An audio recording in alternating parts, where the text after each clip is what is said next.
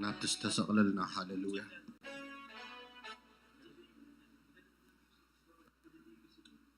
هاليلويا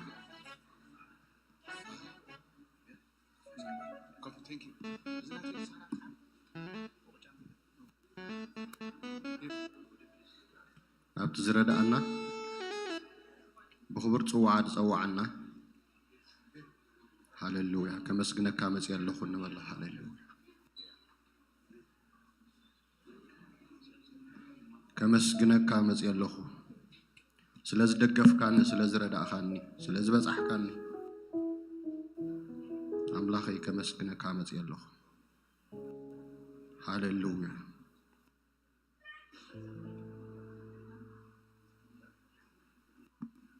نمسجنا أفنا خفيتنا هاليلويا تمسجن እግዚአብሔር አቦ በስም ኢየሱስ ክርስቶስ ነመስግነ ካለና ሃሌሉያ ሃሌሉያ አብቃል አምላክ ከንብብ የመቦገርና እንዳ ነመስግኒና መዝሙር ዳዊት ምዕራፍ 18 እግዚአብሔር ካብኢድ ኩሎም ጸላእቱን ካብኢድ ሳኦል ምሰና ገፎ ዳዊት ባሪያ እግዚአብሔር ቃላት እዚ መዝሙር እዚ ከምዚ ኢሉ ንእግዚአብሔር ዘመረሉ ሃሌሉያ ዳዊት ንእግዚአብሔር ዘመረሉ ሃሌሉያ ካብኢድ ኩሎም ጸላእቱ ምሰና ገፎ ሃሌሉያ ካብኢድ ኩሎም ጸላእትና ዘናገፍ አምላክ ይዘለና ሃሌሉያ ስለዚህ ንእግዚአብሔር ዘሚሩሉ ሃሌሉያ እግዚአብሔር ከዝምሮን ለእስክንበል ከመስጉነ ሃሌሉያ ሃሌሉያ ከመስጉነ ሃሌሉያ ናምላኺ ከመስጉነ ሃሌሉያ ወእግዚአብሔር ኃይለይ ይፍቅረካ እግዚአብሔር ሲከውሐይ አርደይ መናገፍየይ አምላኺ ዘሃድመሉ ጸግዐይ والتاي قرن مدحاني لعل زبل خولي ايو هاليلويا هاليلويا وغزابير حيلي يفكرك كان والله وغزابير حيلي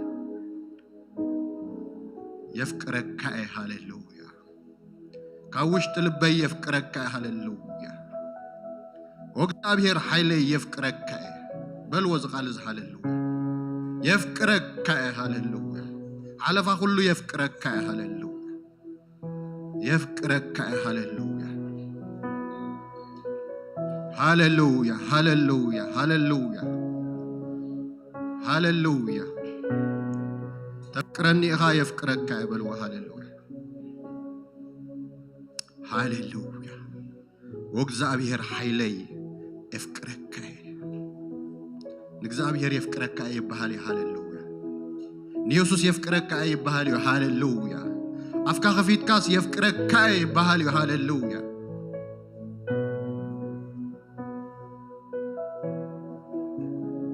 ሃሌሉያ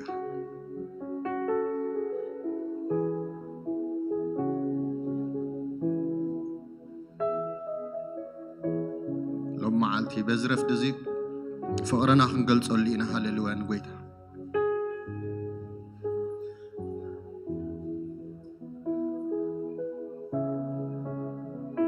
هاليلويا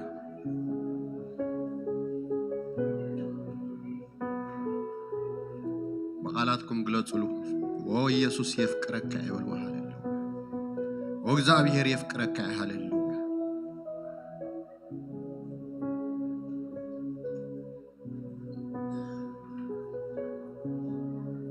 هاليلويا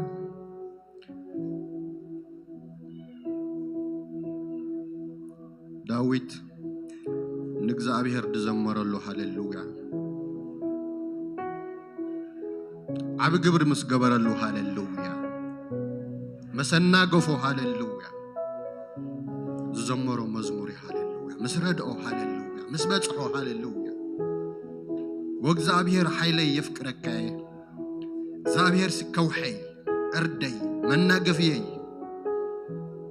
ሃሌሉያ اسكخم خنبلينا هاللويا كلاتنا تسينا اسكخم خنبلينا هاللويا هاللويا زقال زلوم معلت كنوجئنا هاللويا كلاتنا خنوجئنا هاللويا نخونتاتنا خنغرينا نغزابير كنمسغنينا هاللويا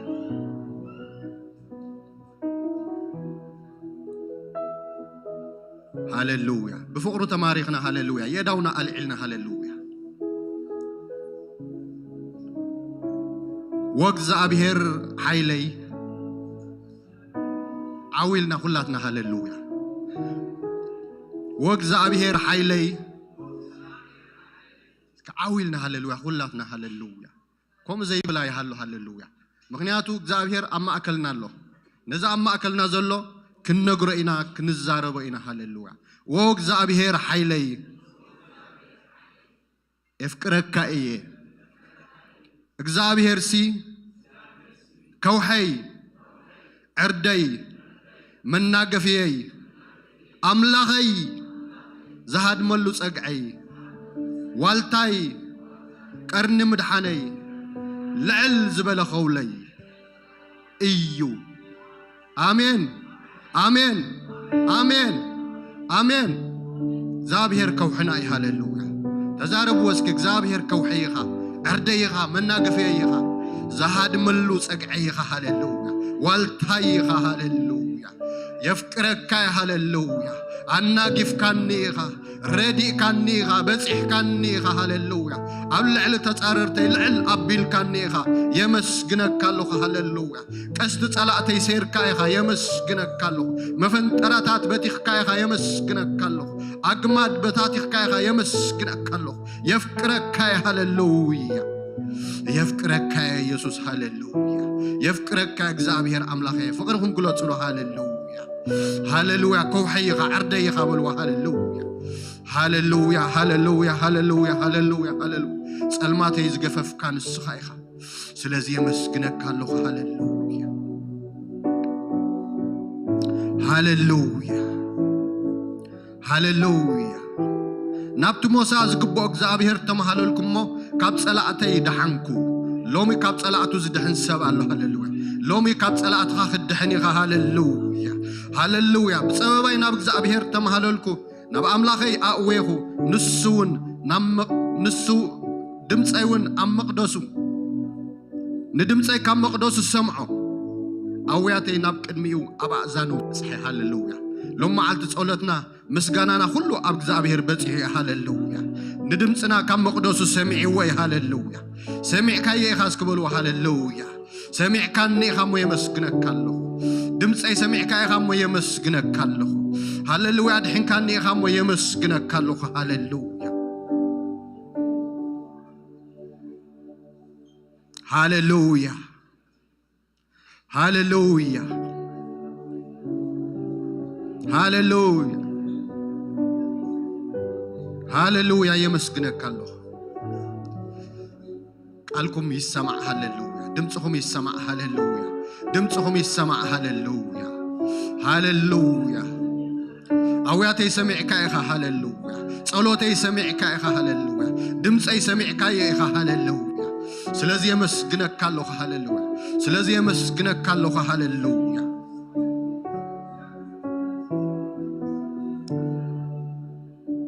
شعو مدر أنكت كتت هاللويا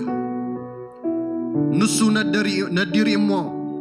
هاللويا كابو فينشو تكبل البلك كابافو خاك مخزب الحوي وصي نصلات زبل حوي كاب እግዚአብሔር ወጽ ይላ هاللويا نصلاتنا زبل حوي كاب አፉ ወጽ ይላ هاللويا ወጽ ይላሎ ማዓል ስለዝኸነ መስጉነይና هاللويا نسمعت لتقبلوا ورده هاللويا لما معلت يسوع وريد لنا الله هاللويا لما معلت እግዚአብሔር وريد الله الله زبل اسكي هاللويا متي الله الله زبل كبر يهبو نزغويتا هاللويا كبر هابو هاللويا عفنا خفيتنا نمسكنا هاللويا دمصنا سمعوا اوياتنا سمعوا هاللويا زورده هاللويا سمو يبارك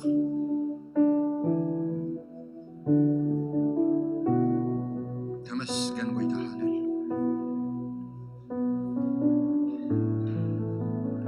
هاللويا እግዚአብሔር ድማ ይልዎ أب سمايات أنقود قدي هاللويا لو معلت بدمسو إغزابير كنقود قدي أب زبيت زين إغزابير كنقود قدي منفس قدس كنقود قدي هاللويا دمس إغزابير أب زبيت كنقود قدي لو معلت هاللويا اتلعل ببردن بقهرن حون دمسو أسمعد دمس إغزابير كسمع يبزبيت لو معلتي دمس يسوس كسمع يبزبيت لو معلتي دمس منفس قدس كسمع يبز لو معلتي كنقود قدي هاللويا زنقود قد أملاخ يزلن نبلسك هاللويا يداونا لعلنا بك هاللويا سمي يبارك هاللويا سمي يبارك يمسكنك الله هاللويا هاللويا فلاتاتات ورويرون صلاتي فح ابلهم هاللويا بركن هاللويا مبارك ابزي حدما اهدمهم لما عد صلاتنا كلهم فح يبل صلاتنا يزغبا فح يبل እግዚአብሔር فح يبلهم እግዚአብሔር يبتنا እግዚአብሔር بدمጽ يبتنا እግዚአብሔር يبتنا ካብ ዙሪያና ይበትነው ካብ ሰማያትና ይበትነው እግዚአብሔር ይበትነው ንጸላትና በተነው ማይከም ዝብተን በተነው እግዚአብሔር ንጸላትና በተነው በስም ኢየሱስ ይበተነው አሜን አሜን አሜን ካብ ላዕሊ لئه حزني لو معلتي ኢየሱስ إذا أملاك دحزلو معلتي هاللويا نعاقي إذا أملاك حزنك هاللويا نعنا إذا أملاك حزننا إلهم آمين سحبو كبرت عمايات توصاني دوتس أملاك مسانا للوم زوتس إذ مسانا للوم إذا أملاك كوصانا هاللويا كنت بيتروس بإيدو حيزو كم معبلات زوتسو لو معلتي إذا أملاك توصانا إذا أملاك سحبك توصانا حزان العالق توصانا هاللويا حزني له هاللويا أوصاني كبرت عمايات كابتم تصلون خاني هاللويا أنا قفني له هاللويا لو ما علت من نقافي زخون زناقف حيل الله زناقف حيل الله يداونا نلعل زناقف حيل الله لو ما هاللويا بما علت مكرها حدا قاودوق نكزابي هرقنا دقافي يكونه زدقف أملاخ مسانا الله لنفسنا زدقف أملاخ أبزله قويتا يسوس أبزله نسنا بقفح بوتا أوتاني لو من بقفح بوتا عن وتسينا لو ما عالت كاب سببنا بقفح كن وتسينا نفسنا حراخ توتسيا كاب توتعنا حراخ توتسيا كاب كبدت حراخ توتسيا لو ما عالتي آمين بيهقني إمو أنا قفت اسكول بيهقني إمو اسكو خلو قبعكم يبال بيهقني إمو أنا قفني بيهقني إمو أنا قفني بيجني مو أنا قفني أنا أسبلو أبكد معينك زابير كبوري أملاخيك حيلي يكون أنس أبكد معينك زابير كبوري أملاخيك حيلي يكون أملاخي بلو حيلين مزمرين نسوها أبلو مدحاني يكونه لوم إغزابير نبزحت كنا قفيو كابزح نقر كنا قفناي كست صلايخ سباريو وطمت صلايخ سباريو مفنطراتات كبسباريو أقمات سيول كبسباريو بزح قبعي نبقفح كوتسيو إغزابير بإدنا حيزو خوص عناي كم عبلات كوص عناي كاب كبابا خوص عناي كاب صلمات كوصاناي كاب كركر كوصاناي قصدك مباچوت خسبريو اقرنت صلايك قول عاميو افدك مباچوت خعصايو لما علت እግዚአብሔር كنزخ غبريو لما علت እግዚአብሔር نزخ غبريو لما እግዚአብሔር نزخ غبريو امين نمبرهاتي تدمقو يخا برهنا خدمق يلومي برهنا خدمق يلومي እግዚአብሔር አምላከይ ንጸልማተ ይብርሆ ባአኻ ንሰራዊት እጥሕሰ እሞ በአምላከይ ከአን ቀጽሪ እዘሎ ሎሚ ካብ ቀጽሪ ክንወጽኢና ንሰራዊት ጸላእ ክንጥሕሰኢና ኣውዲቕና ዮ ክንሓልፍ ኢና ብማእከሎም ክንሓልፍ ኢና ኣብ ማእከል ጸላእትና ክንገዝኢና ሎም መዓልቲ ክንብርትዕ ኢና ኣብ ማእከል ጸላእትና ክንገዝኢና ኣሜን ዶ ሃሌሉያ ብግዘይ እግዚአብሔር እሞ መን ኣምላኽ بزي أملاخنا خي مني خوحي إتا حيل زعتقني نمن قدي كأزقنا أملاخ نسو نأقاري كمنا إرابي قبرن أبريخ بوتاي كأزق مني آمين أنت أقول آمين بالهللويا إذا هي وقالي هاللويا إذا زي حلف قالي هاللويا زغنعن زسلطن قالي هاللويا أقاري كيسانا خلا نمن قدي أبتحت أقاري أبتحت سقمتي ترحب الله خبر وهاللويا أقاري نبل كيسانا خلا نمن قدي أبتحت سقمتي ترحب أيها نسألاتي سوي قويم أركبيهم كيتفاهم أيتملسكن وقع يومسي كتنسو أيتخالومن أبتحت إقاري وديقم نوق حيلعتي كاني نتقاومتي أبتحت أدنين كايوم زبان صلاتي كاهيب كاني نزتولو إنوون أتفئيهم أويم سبلو زدحنو ما ينبرن نابك زابير أويم أيمن لسلومن أنت هم بقول هاللويا هاللويا كم تنفاس زوفا بلو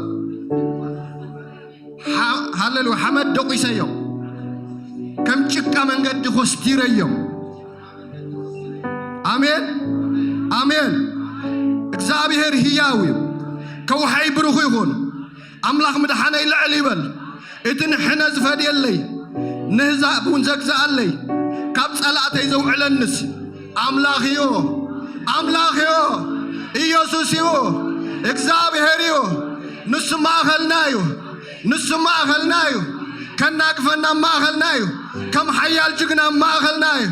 إيوسوس لهزبو قنيلو لما عالت صلات آخر القتيم لما عالت تقاوم تخوتك يوم لما عالت خبتان يوم آمين سلازي وقت زابير أما أكل أحزاب يمسكنا كالله أما أكل حزبها يمسكنا كالله أبقوا معها يمسكنا كالله أداوكم على هاللويا أداو إلا على هاللويا سلازي وقت زابير بلو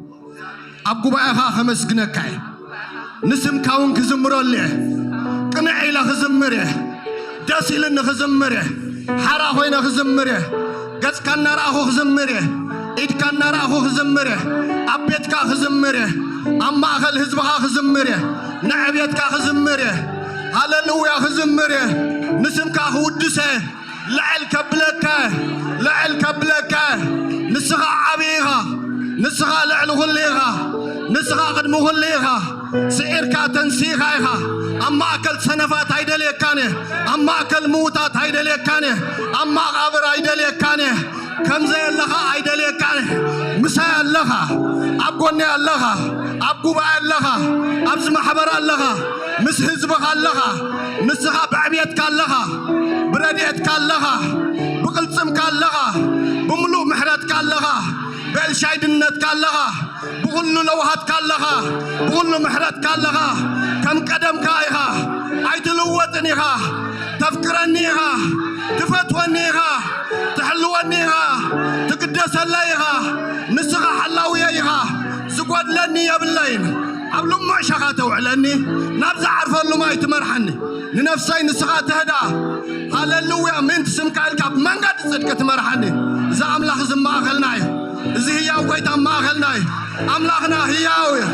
نسو هياوي أملاخنا هياوي داقونا يكونن دسمع أملاخي أداو الله يدهسس عين الله يريه إذن الله يسمع إقر الله يخيد قبل علي تحت يمته قبل تحت العلي يخيد نسو يناقف نسو يمرح نسأل يقتكت نعنا قنا حرايا وتسه يسوس قويتاي لما علتك زابير عبت أمراتك قبري زقوباي فنحن يحكمليه زقودا قدما يكمليه تسفاتاتك حداسي حيلنا حداسي قبائنا حداسي أيراتنا خصريه برار قبل بخينات أملاخ توقي لما علتي وديقو لما علتي داقون وديقو 5 سوابره لما علتي زقا مزبله ودقيه لما علتي وديقو سقبله وديقو لما علتي وديقو لما علتي تعباي بابلون وديقا 5 صحفه وديقو لما علتي كساس حواتنا ودقه كساسنا ودقه تجف لغلومي ودقه لومي أمان دربي تشفلقهم كم ستحفظ صلاتنا تشفلقوا بس على سيف قردهم كم ستحفظ تقرديهم صلاتها تقرديهم صلاة بنيل تقرديدو صلاة حزب أملاك تقرديدو بيسوس سم تقرديدو بيسوس سم تقرديدو آمين دو اسكي خبرين عللتان نقوي تحبو هاللو يس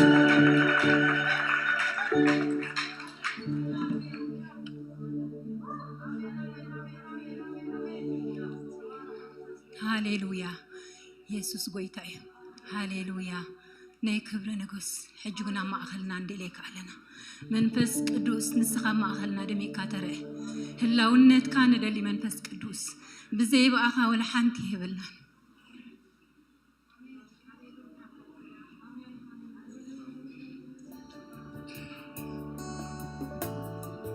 قالت ابنان حسابات لبنا نغيتا اقدمي خابو يكون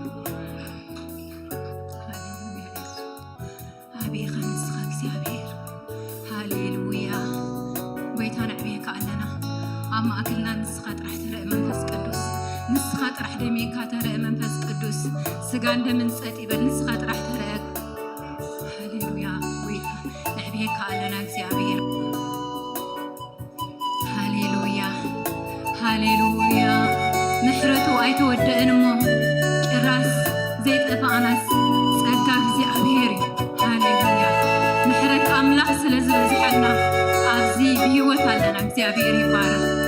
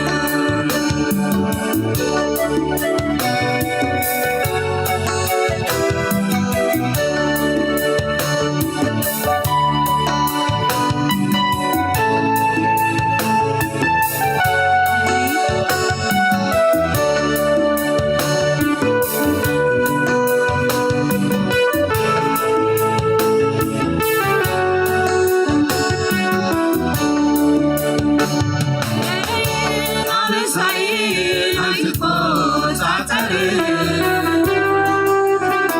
ተዝኸውን የሩሲ ሕይወት ምንባር ኣይግባእኒ ግና ብምሕረት ኣብታሚኻ ምሉእ ድማ በዛሪ ኣይተረኽበን ከማኻ ንዘለዓለም ኣምላኽ በደለይ ኣበሳይ ኣይትቆፃፀር ተዝኸውን የሩሲ ሕይወት ምንባር ኣይግባእኒ ግና ብምሕረት ኣብታሚኻ ምሉእ ድማ ብዛኒ ኣይተረኽበን ከማኻ ንዘለዓለም ኣምላኽ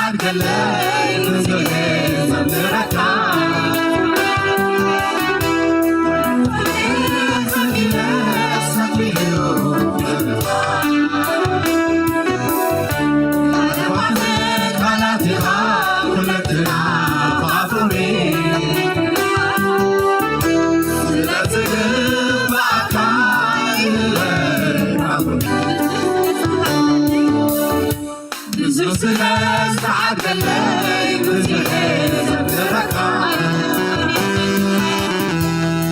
توني زميرة سميرو على قهوة بلاتي خاولتنا خافوري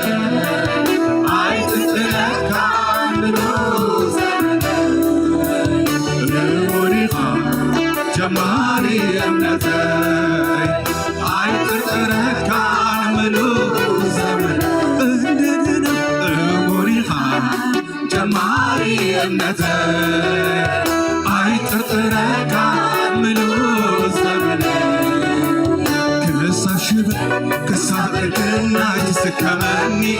أملاغي يعملك ملو زمني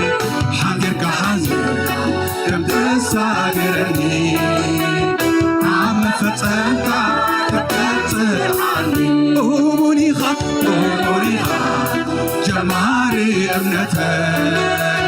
عيطرطرك ملو الزمن أمونيخا جماري ابنتي عيطرطرك ملو الزمن كساب شبت كساب ارقنا يتسكمن أملاغي أملكاي ملو الزمن حقك حزيرك كم تساقرني عم فتمت كم تبتعني أمونيخا جماري ابنتي عيطرطرك ملو الزمن أمونيخا جماري ابنتي عيطرطرك ملو الزمن أمونيخا يسوس هاللويا كنا حسبنا هاللويا محرة كنا حسبنا أمونيخا جماري ابنتي عيطرطرك ملو الزمن وانت متقدر كنت هون عين اكرم عبيت من شي بروخي واتروخا مفرعي يا قارت سالعالم هيوت فالفعل الى يسوس رخيبه عسكرني نزل عالمي سوري وعيت متى كرت هون عينك من جاي برخي واتروخا مفرعي يا قارت سالعالم هيوت فالفعل الى يسوس رخيب عسكرني نزل عالمي سوري وعيت متى من جاي سالعالم هيوت يسوس رخيب عسكرني نزل عالمي فالفعل يسوس رخيب عسكرني نزل عالمي سوري نات هيوت فالفعلي مجخا بخيو ببرهان كابرها على خو بترخان مركز كان وتري سباني دمعي برهاني نبر الخو تقيمني الأخي سي حالم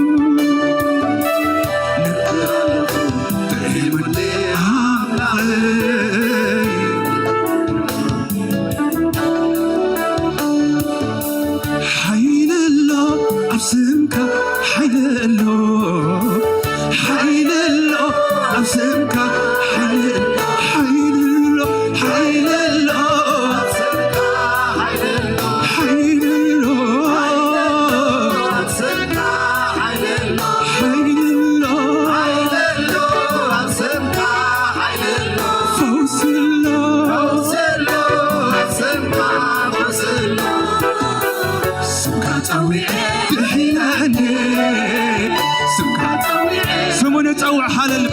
እናድር ስምል ሃሌሉያ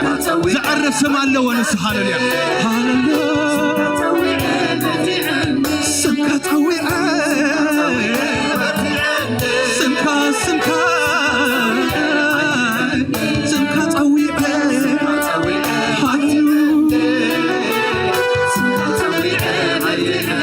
ናይ መወድታ ሓይልሎ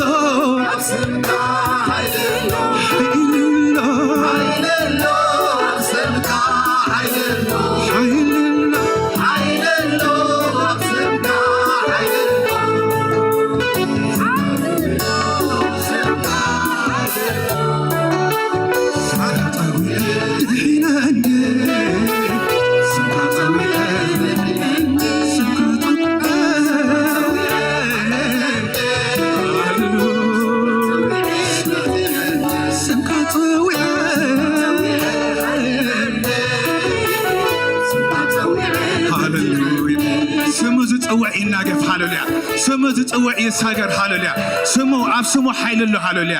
ኣብ ስሙ ምንጋፍ ኣሎ ሃሌሉያ እንደገና ክንዝምረሉ ሃሌሉያ ንሱ ዓቢ ሃሌሉያ ንሱ ኣምላኽ ኣማልኽቲ ሃሌሉያ ንሱ ንጉስ ነገስታት ሃሌሉያ ሃሌሉያ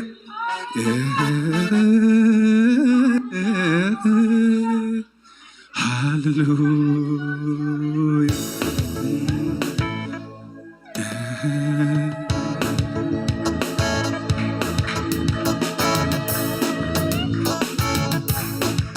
አስከና ሸብሸብና ሃሌሉያ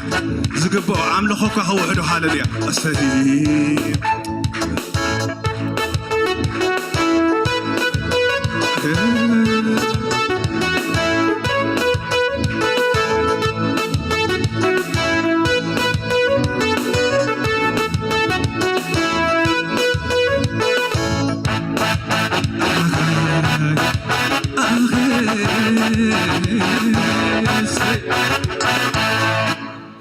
أماكل هيوان إزابي ماخل قدوسان أماكل قدوسان يسوع كماخل أماخل هيوان أماكل هيوان إزابي كماخل أماخل قدوسان أماكل قدوسان يسوع كماخل أماخل هيوان أماكل هاللويا أماخل قدوسان أماكل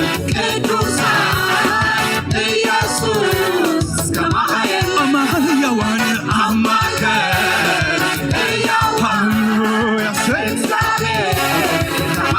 أماخل هيوان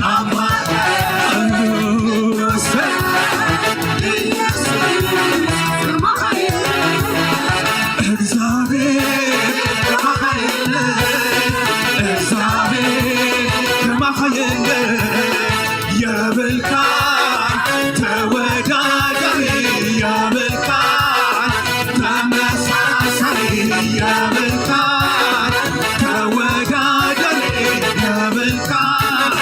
تمساسري نكستان تشير نكستان تورد من كنزي يركض زغسة يلن زغسة يلن معدركا برمسي بسرقا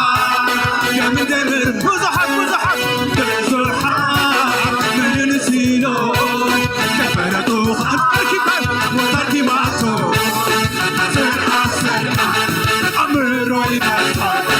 سرعة لمسكين مفتقي بعد سو عارفناتا إتخايات نفهم زمانات ورحة بيايو هاللويا تفكر لها يسوع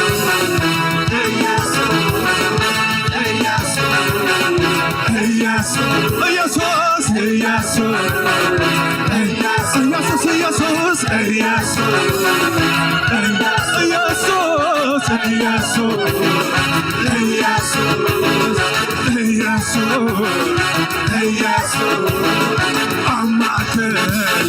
ሕያዋ እግዚአብሔር አማኸ ቅዱሳን ቅዱሳን ኢየሱስ አማኸል ሕያዋ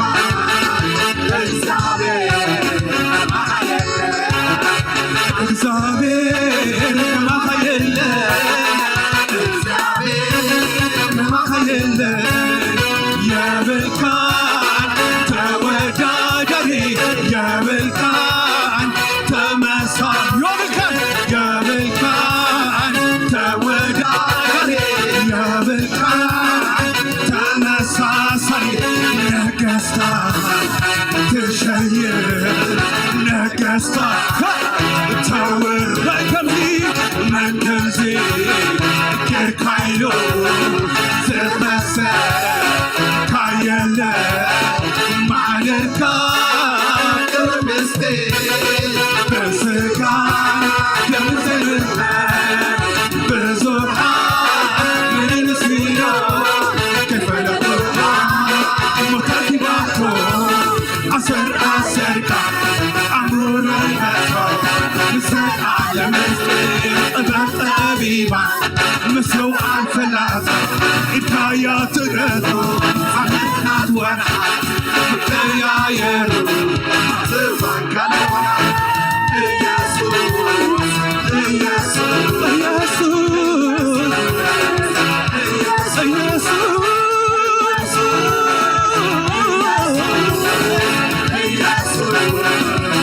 يسوس كمس موسيقى هاللويا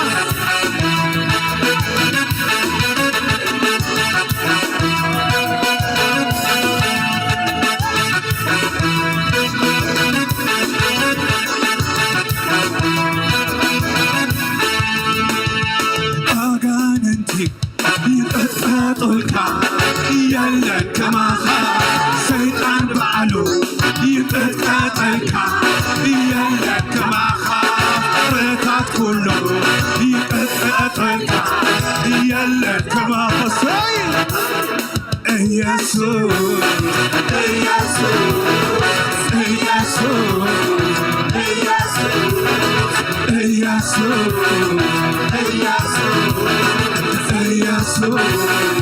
Let's come with music and I shall say hallelujah.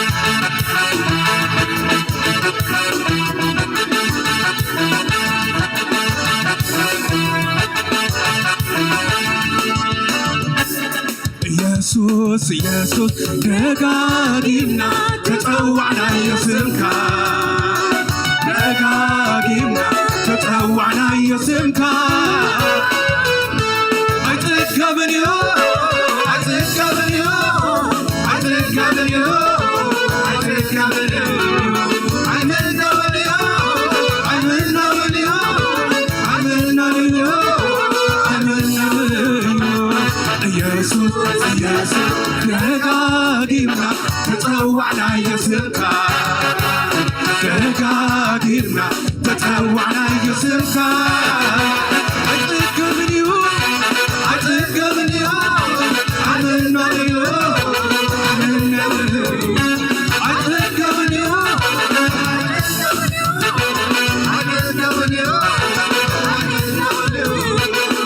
አንተ ገረም መመሪስ ታይኻ ተገርም አንተ ገረም መመሪስ ታይኻ ተገርም ኢየሱስ መገረም መመሪስ ታይኻ ተገርም ኢየሱስ መገረም መመሊስካ ኢኻ ተገርም ስራሕካ ምሕረትካ ፍቕርኻ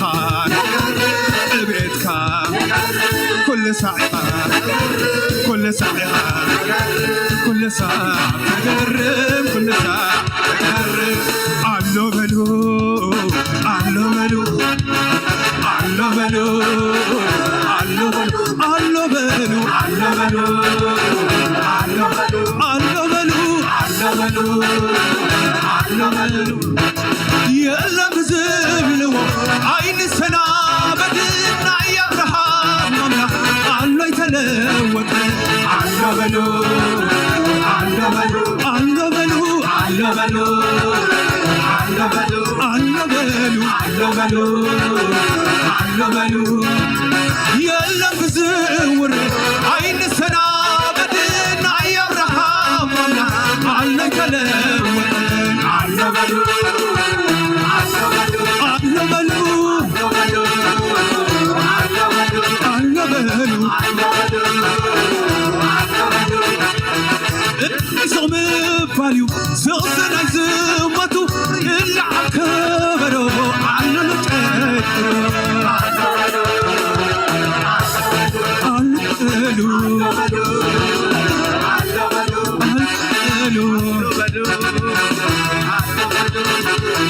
ከይኮነነ መስግን ንነበ ማዕድና ኣብ ኣደባባያት ተመለኽዩ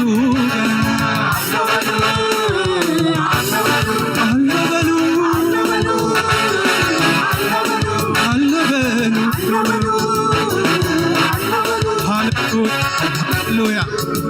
ንሱ ሕያዊ ሃሌሉያ ንሱ መቃብር ኣይሓዞን ሃሌሉያ ሳላ ፍቕሩ ሳላ ምሕረቱ ኢና ዘለና ሃሌሉያ ሃሌሉያ ሳላ ዕቤቱ ጸላእቲ ኣቃባጢሮም ዝግዝእሉ ኣምላኽካ እዩ ሃሌሉያ ሃሌሉያ አሎ በሉ አሎ በሉ ኣጉዳይካ እንዳእተኻ ሃሌሉያ አሎ በሉ አሎ ሕማምካ እንዳእተኻ ሃሌሉያ አሎ በሉ አሎ በሉ መገድኻ እናረኣኻ ሃሌሉያ አሎ በሉ አሎ በሉ ኢየሱስ ለምውን ስሙ ፈውስ ኣለዎ ከጽዋዕየ ክደጋግሞ ኢየሱስ ለምውን ስሙ ፈውስ ኣለዎ ከጽዋዕየ ክደጋግሞ ኢየሱስ ለምውን ስሙ ቅባት ኣለዎ ከጽዋዕየ ክደጋግሞ ኢየሱስ ለምውን ስሙ ቅባት ኣለዎ ከጽዋዕየ ክደጋግሞ ኣይምልሶን ቃል ምስጋናይ ሂደትዩ መስናትካ ግና ልበይ ፈትዩ ዘንቀዶ ማለተይ ኮይኑ ያቅርቦ ምላሽ ፍቕሪ ከተሽቶ መቅደስካይቶ መቅደስካይቶ መቅደስካይቶ መቅደስካይቶ ዝፋንካ ዝፋንካይቶ ዝፋንካይቶ ዝፋንካይቶ ዝፋንካይቶ እስከ ናይ መወዳእታ ሃሌሉያ ኣይምልሶን ኣላብ ምስጋናይ ሂደትዩ መስናትካ ግና ልበይ ፈትዩ ዘንቀዶ ማለተይ ኮይኑ ያቅርቦ ምላሽ ፍቕሪ ከም ተቐሽቶ መቅደስካይቶ መቅደስካይቶ መቅደስካይቶ መቅደስካይቶ ዝፋንካይቶ ዝፋንካይቶ ዝፋንካይቶ ዝፋንካይቶ እግዚአብሔር ይባርኩም ሃሌሉያ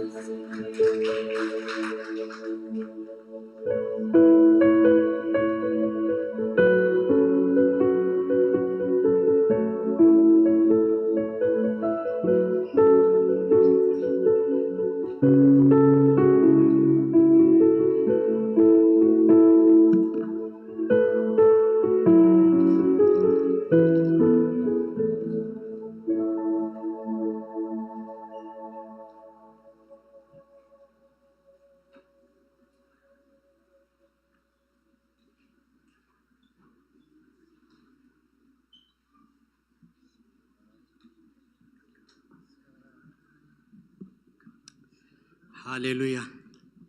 ኢየሱስ ክርስቶስ ጎይታይ በዘመን ፈስ ኮይና ድማ ሕጂ ክንጽልይና ሕዋቴ ሃሌሉያ ምሕረት አምላኽ እንዳዘከርና ማለት አብ ደጉዓ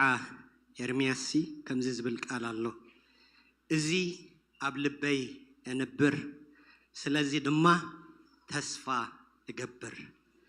ምሕረቱ አይተወደአኒ እሞ ጭራሽ ዘይጠፋናስ ጸጋ እግዚአብሔር ሃሌሉያ ሃሌሉያ ለማ አንተ ሕዋታይ አብ ልብና ሓደ ነገር ከነቋጽር አብ ልብና ሓደ ነገር ከነንብር እዚ ድማ ተስፋ እግዚአብሔር ተስፋ ድማ እንታይ ምሕረት እግዚአብሔር ሲ ከም ዘይፍለየና በቃ ክሳዕ መጨረሻ ክሳዕ መወዳታ ጸጋ አምላኽ እዚ ሲ ከም ጸጋ ከም ፍሪ ጊፍት በቃ ከም ዝተዋሃበና ክንዝክር ሕዋቴ ሃሌሉያ ሃሌሉያ ምሕረቱ ንዘለዓለም ሃሌሉያ ምሕረት እግዚአብሔር ንዘለዓለም ሕዋቴ ሃሌሉያ ሃሌሉያ በዚ ምሕረት እዚ እና ሐሰብና ድማ ስለ ምድርና ስለ ህዝብና ክንጽልይና ሕዋቴ ክልተ ሰርቀትሲ አብ ጎኒ አብ ቀራንዮ መስቀል ኢየሱስ ደዊሎም ነይሮም ትጸጋ ንኽልቲኦም ክፉት ነይሩ ሕዋቴ ትምሕረት አምላኽ ንኽልቲኦም ክፉት ነይሩ ሕዋቴ በቃ ተሓደ ነቲ ምሕረት አምላኽ ተቀቢልዎ ሃሌሉያ ሃሌሉያ ድራሩ ድማ ምስ ጎይታ ኾነ ሃሌሉያ እስከዚ አብ ልብ ህዝብና ክቕመጥ ሕዋቴ አብ ልቢ መራሕቲ ህዝቢ ኤርትራ ክቕመጥ ሕዋቴ it's not too late አይኮነን ገና አይተወደአን ገና አይጠፍአን ምሕረት አምላኽ እሞ ንጸልይ ዳውና ልዕልና ሕዋቴ ልብ ህዝብና ናብ እግዚአብሔር ክምለስ ልብ መራሕትና ናብ እግዚአብሔር ክምለስ ልብ መናእሰይና ናብ እግዚአብሔር ክምለስ ልብና ናብ እግዚአብሔር ክምለስ ተስፋና እዚ ክኸውን ሕዋቴ ተስፋና ምሕረት እግዚአብሔር ክኸውን ሃሌሉያ ወእግዚአብሔር አምላኽ ምስ ሕዋተይ ኮይነ እግዚአብሔር አቦዬ የእዳወየ ልዕል ኣለኹ እዚ ተስፋ እዚ ካብ ዓይንና ከይለዓል ብስም ኢየሱስ ክርስቶስ ይጽልል ኣለኹ ኣብ ማእኸልና ኣብ ጉባኤና እግዚአብሔር አምላኽ ኣብ ህዝብና ኣብ ምድርና ኣብ ሃገርና እግዚአብሔር አቦ እዚ ነገር እዚ እግዚአብሔር ከይሃስስ ተስፋ ከም ዘለና እዚ ተስፋ እዚ ድማ ምሕረት አምላኽ በቃ ጸጋ ከም ዝተዋሃበና እግዚአብሔር አቦ ክንዝክር በዛ መዓልቲ እዚኣ ምስትውዓል ስለትበና አመስግነካ ኣለኹ እዚ ጉባኤ እዚ ድማ እግዚአብሔር አምላኽ ከምቲ ዝኣተዎ ዘይኮነስ ብተስፋ ብምሕረት አምላኽ ተመሊኡ ክወፅእ ብስም ኢየሱስ ይጽልል ኣለኹ እዚ ስለትገብር ጎይታ አመስግነካ ኣለኹ in Jesus name amen ሃሌሉያ ተስፋ ዘለና ህዝቢ ኢና ሕዋቴ ተስፋና አሎ ክሳዕ መጨረሻ ክሳዕ መወዳእታ ምሕረት አምላኽ እንታይ አይገድፈናን ሕዋቴ ስለዚህ ምናልባት ኣብ ማእኸልና ምናልባት ዝኽሰስ እንድሕር ኣሎ ኾሳሲ ኩሉ ግዜ ኣሎ ዝዛረብ ኩሉ ግዜ ኣሎ ስለዚህ እዚ ቃል እዚ ኣብ ልብኻ ከተንብር እዚ ቃል እዚ ኣብ ልብኻ ከተንብር ብምሕረት አምላኽ ሓተኩም ኣሎ ጸጋ አምላኽ it's a free gift በቃ ምሕረቱስ ክሳዕ መጨረሻ ክሳዕ መወዳእታሲ this is my free gift ኢሉ ማለት ኣነ ብምሕረትሲ ምሳኻ ኢሉ ማለት ስሙ ይባረኽ ሃሌሉያ ሃሌሉያ ትነምልኹ አምላኽ ምሕረተኛ አምላኽ ስሙ ድማ ይባረኽ ካልእ ዝተተረፈ በዚ ነገር እዚ ኩሉ ግዜ ክንዝምር ከነመስግን ግባአና ኢየሱስ ጎይታይ ሃሌሉያ ሕጂ ድማ ዘለና ሰሙናዊ መተንባህታ ከም እንደገና ክነግር ማለት ይቅድሚ ግን ምናልባት ጋሻ ሓድሽ ሰብተሎም ማእኸልና ቋዕድሓን መጻኻን ቋዕድሓን መጻኺ ክንብለኩም ምናልባት ጋሻ ተሎም ማእኸልና ክንላለየኩም ማለት ጋሻ ኦራይት ጋሻ የለንም ማንቲ ኢየሱስ ክርስቶስ ጎይታይ ሰሙናዊ መደብና ከምቲ ዘለዎ እዩ ማለቲ ኩሉ ግዜ ሶሉስ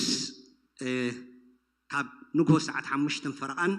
ብዙም ዝግበር ጸሎት ኣሎ ናይ ሓደ ሰዓት ጸሎቲ ስለዚ ኩልና ተንሲና ኣብዚ ክንካፈል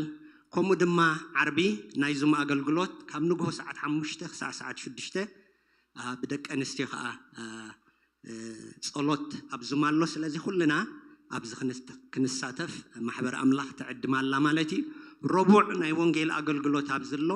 ይሕዋት ኣብዚ መጽኦም ስለ ወንጌል ስለ ተልእኾና ማለት እዩ ዝጽልዩ ኣለዉ ከምኡ ድማ ወጽኦም ናብ ከተማ ከይዶም ከዓ ወንጌል ዝነግሩ ኣለዉ ስለዚ ኣብዚ መጺና ድማ ክንካፈል ማለት እዩ ዓርቢ ናይ መናእሰይ ካብ 13 ንላዕሊ ዕድመ ዘለዎም ማለት እዩ ካብ ሰዓት 7 ናይ ምሸት ጀሚሩ ዓርቢ ኩሉ ግዜ ኣገልግሎት ኣሎ ስለዚ ወለዲ ንደቁኹም ማለት እዩ ናብዚ ክመፁ ከተተባብዕዎም ሒዝኩሞም ድማ ክትመፁ ከምኡ ማሕበር ኣምላኽ ትነግር ኣላ ማለት እዩ ቀዳም ናይ መንእሰያት መደብ ኣሎ ማለት እዩ ካብ 2 ፈረቓን ድሕሪ ቀትሪ ከምኡ ድማ ምሸት ካብ ሰዓት 5 ክሳብ ሰዓት 8 ናይ ጸሎትን ትምህርትን መደብ ኣለና ስለዚ ብዛዕባ ገዛእ ርእስና ብዛዕባ ምድርና ብዛዕባ ማሕበርና ብዛዕባ ዝተፈላለዩ ዓይነት ንጽልየሉ ግዜ እዩ ስለዚ እዚ ናይ ኩልና ክስታይ ስለዚ መጺና ክንካፈል ከምኡ ዕዱማት ኢና ማለት ኢና ሰንበት ክልተ ኣገልግሎት ኣለና ተሓደ ካብ ሰዓት 9 ቅድሚ ቀትሪ ናይ ንግሆ ማለት እዩ ከምኡውን ኣብ ተኻልኣይ ድማ ካብ ሰዓት 11 ፈርቓን ቅድሚ ቀትሪ ኣሎ ማለት እዩ ስለዚ መጺና በዚ ክንግልገል ከምኡ ማሕበር ኣምላኽ ትጋብዘኩም ኣላ ማለት እዩ ፍሉይ ዝኾነ መተንባህታት ዘለና ሎሚ ሎማዓንቲ ናይዛ ወርሒ እዚኣ መጀመርያ እዩ ኦልሬዲ መይ ኣቲና ኣለና ማለት እዩ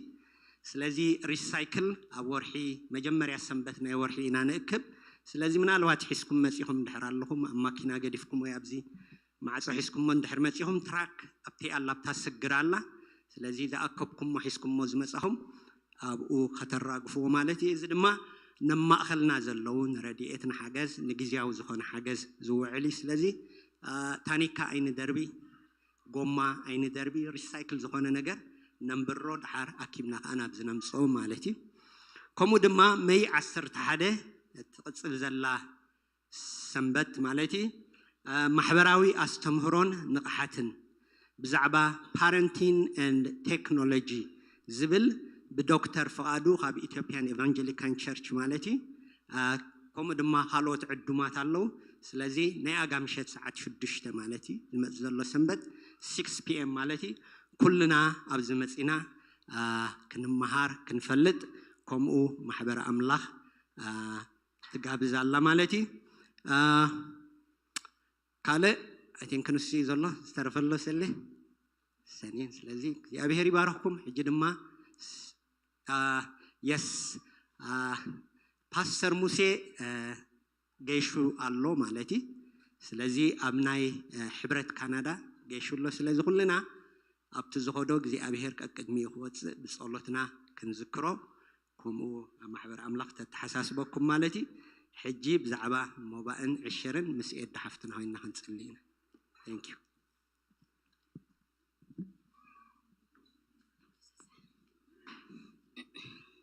شنصلي برهون قدسن حياو زخونك املاخنا نمسكنك لنا እግዚአብሔር ክትመስገን ዝግባእካ አምላኽ ስኻ በይነኻ ኢኻ ሞቶ መስገን ጭራሽ ዘይጠፋእናስ ምሕረትካ እዩ ተባሂሉ ከም ተጻሕፈ ምሕረትካን ሳህልኻን ስጋዛ ሰዓት እዚኣ ድግፍኻና ኣለዋ ሞቶ መስገን ወአምላኽ ሕጂ ድማ ካፍቲ ዝሃብካና በረኸት ኩሉ ብኡን ተባሂሉ ከም ተጻሕፈ ካፍቲ ዝሃብካና በረኸት ብፍታውና ጎይታ ፈቲና ክንበካ ጸጋን ኃይልን ስለተብዛሐና ጎይታ ነመስግነካ ኣለና ካብቲ ንህቦኻ እግዚአብሔር ንዕዮኻ ዝኸውን ንቤትካ መስርሒ ክኸውን بشيم يسوع تصلله زوج هو بيسوع كريستوس سبعت فختك الله تصلله እግዚአብሔር سخعابي إخامو تمسكن بنجار كل سم كاس تبارك يخون بشيم يسوع آمين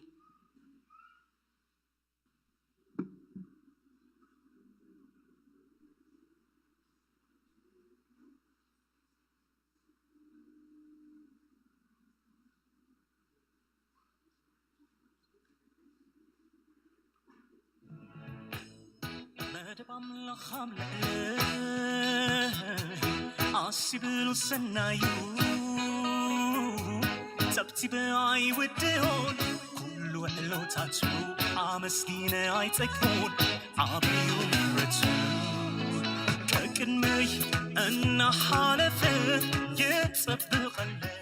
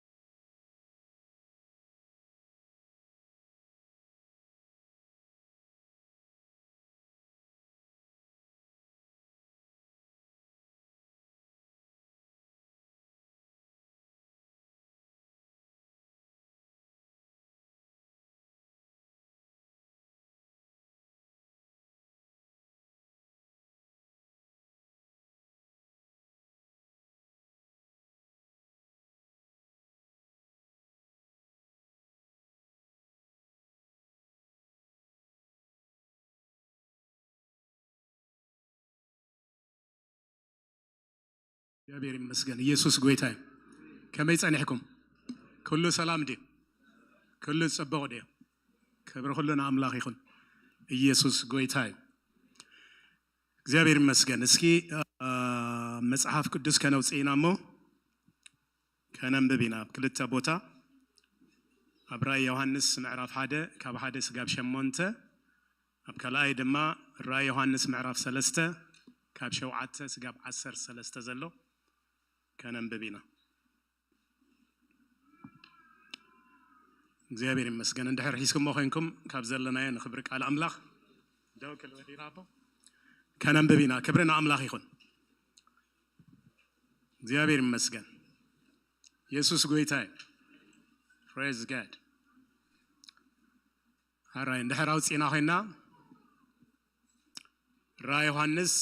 ምዕራፍ 1 ካብ 1 ስጋብ 8 እቲ ቀልጢፉ ክኸውን ዘለዎ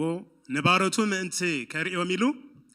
ኣምላኽ ዝሃቦ ናይ ኢየሱስ ክርስቶስ ራእይ ብኢድ መልኣኹ ልኢኹ ንባሪኡ ዮሐንስ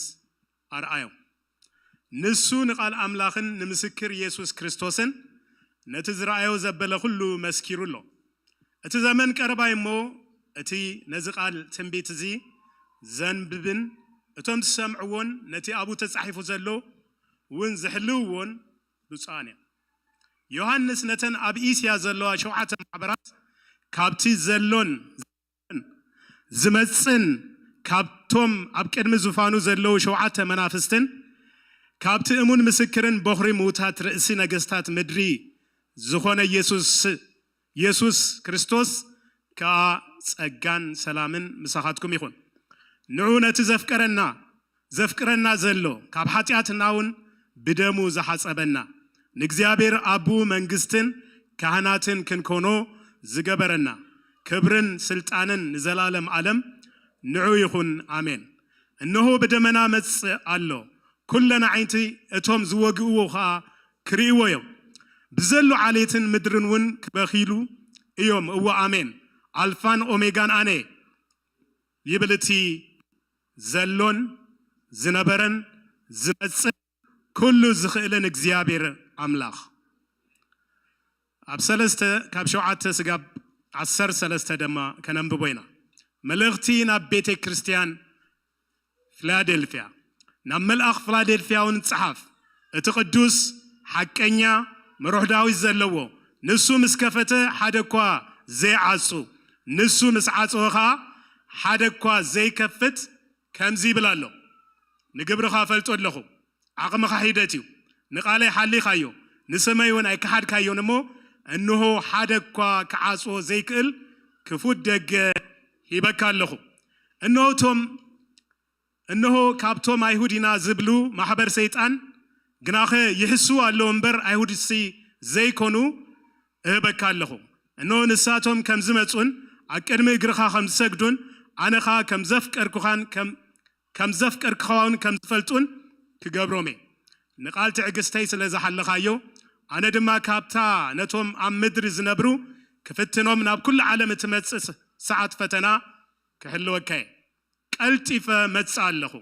ሓደ እኳ ኣኽሊልካ ካይዝርፈካስ ነቲ ዘለካ ኣጽኒኻ ሓዞ ነቲ ዝስዕር ኣብታ መቕደስ ኣምላኸይ ዓንዲ ክገብሮ ካባኸቶ ኣይክወፅን እዩ ስም ኣምላኸይን ስም እታ ከተማ ኣምላኸይን ናይታ ካብ ኣምላኸይ ካብ ሰማይ ትወርድ ሓዳሽ ኢየሩሳሌም ነቲ ሓድሽ ሰመይን ክጽሕፈሉ እየ እዝኒ ዘላቶ እቲ መንፈስ ንማሕበራት ዝብለን ዘሎ ይስማዕ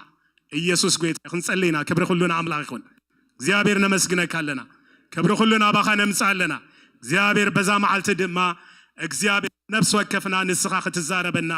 እጸልለኹ ጌታ ንስኻ ንደቅኻ ተዛረብ ብላለኹ ንልቦም ተዛረቦም ብላለኹ ናብቲ ናትካ ነገር እግዚአብሔር በኢየሱስ ክርስቶስ ስም ክትስሕቦም እጸልለኹ ቃሉ ልኢኹ ፈወሶም ካብ ኩሉ ጎዳጉዶም ድማ አናገፎም ከም ዝብል ቃልካ ልኢካ እግዚአብሔር ቃልካ በከንቱ አይመጽን እሞ እግዚአብሔር ቃልካ መጽኡ እግዚአብሔር በኢየሱስ ክርስቶስ ስም ንነገራት ኩሉ አሳሊጡ ዝኸይድ ቃል እዩ ዘለካሞ በኢየሱስ ክርስቶስ ስም ንህዝብኻ ብኸሙ ተራኸቦ ብላለኹ እግዚአብሔር በኢየሱስ ክርስቶስ ስም ናትካ ነገር ኣብ ህዝብኻ ይኹን ብላለኹ በረኸትካ ኣብ ህዝብኻ ይኹን ዓይንቲ ምኽፋት ይኹን እግዚአብሔር ልቦም ንዓኻ ዝተገዝአ ይኹን እግዚአብሔር ትሕዝበለ ልቢ እግዚአብሔር ልቢ ልድያ እግዚአብሔር ነፍስ ወከፎም እግዚአብሔር ንስኻ በዛ ሕጂ ሰዓት እግዚአብሔር ክብቦም ነቲ ዝዝረብ ቃል እግዚአብሔር ሰብህሉ ዝሰምዑሞ ዝገብሩ ምእንታን ክኾኑ በኢየሱስ ክርስቶስ ስም እጸልለኹ ጌታ ንዓይ ድማ እግዚአብሔር ክዛረብ ከለኹ ንስኻ ክትረድኣኒ ብመንፈስ ቅዱስ ረድኤት እግዚአብሔር ቃልካ ምእንታን ክነግሮ ቃልካ ምእንታን ክዛረቦ ንስኻ ክትረድኣኒ በኢየሱስ ክርስቶስ ስም ኣባኻ ይምዕቆብ ኣለኹ ንስኻ ልዕሊ ኩሉ ኢኻሞ ንጎባኤና ናባኻ ሓሊፍና ንሕብ ኣለና ንስኻ ኣምልኾ ስግደት ተኣዛዝነት ክትወስድ ብቑዒኻ ብሽም ኢየሱስ ኣሜን እግዚአብሔር ይባርክኩም ከፈሉ ክብሪ ኩሉና ኣምላኽ ይኹን ከመይ ኣለኹም እግዚአብሔር ይመስገን አቤት እግዚአብሔር እንታይ ምልምላም አለው አቤት እግዚአብሔር እንታይ አለው ፈውስ አለው አቤት እግዚአብሔር እንታይ አለው በረከት አለው አቤት እግዚአብሔር እንታይ አለው ገጽ አምላኽ ምርአይ አለው አቤት እግዚአብሔር እንታይ አለው ና እግዚአብሔር ህላውነት አለው ክብርና አምላኽ ይሁን ስለዚህ እግዚአብሔር ነዮሐንስ እንታይ ገይሮ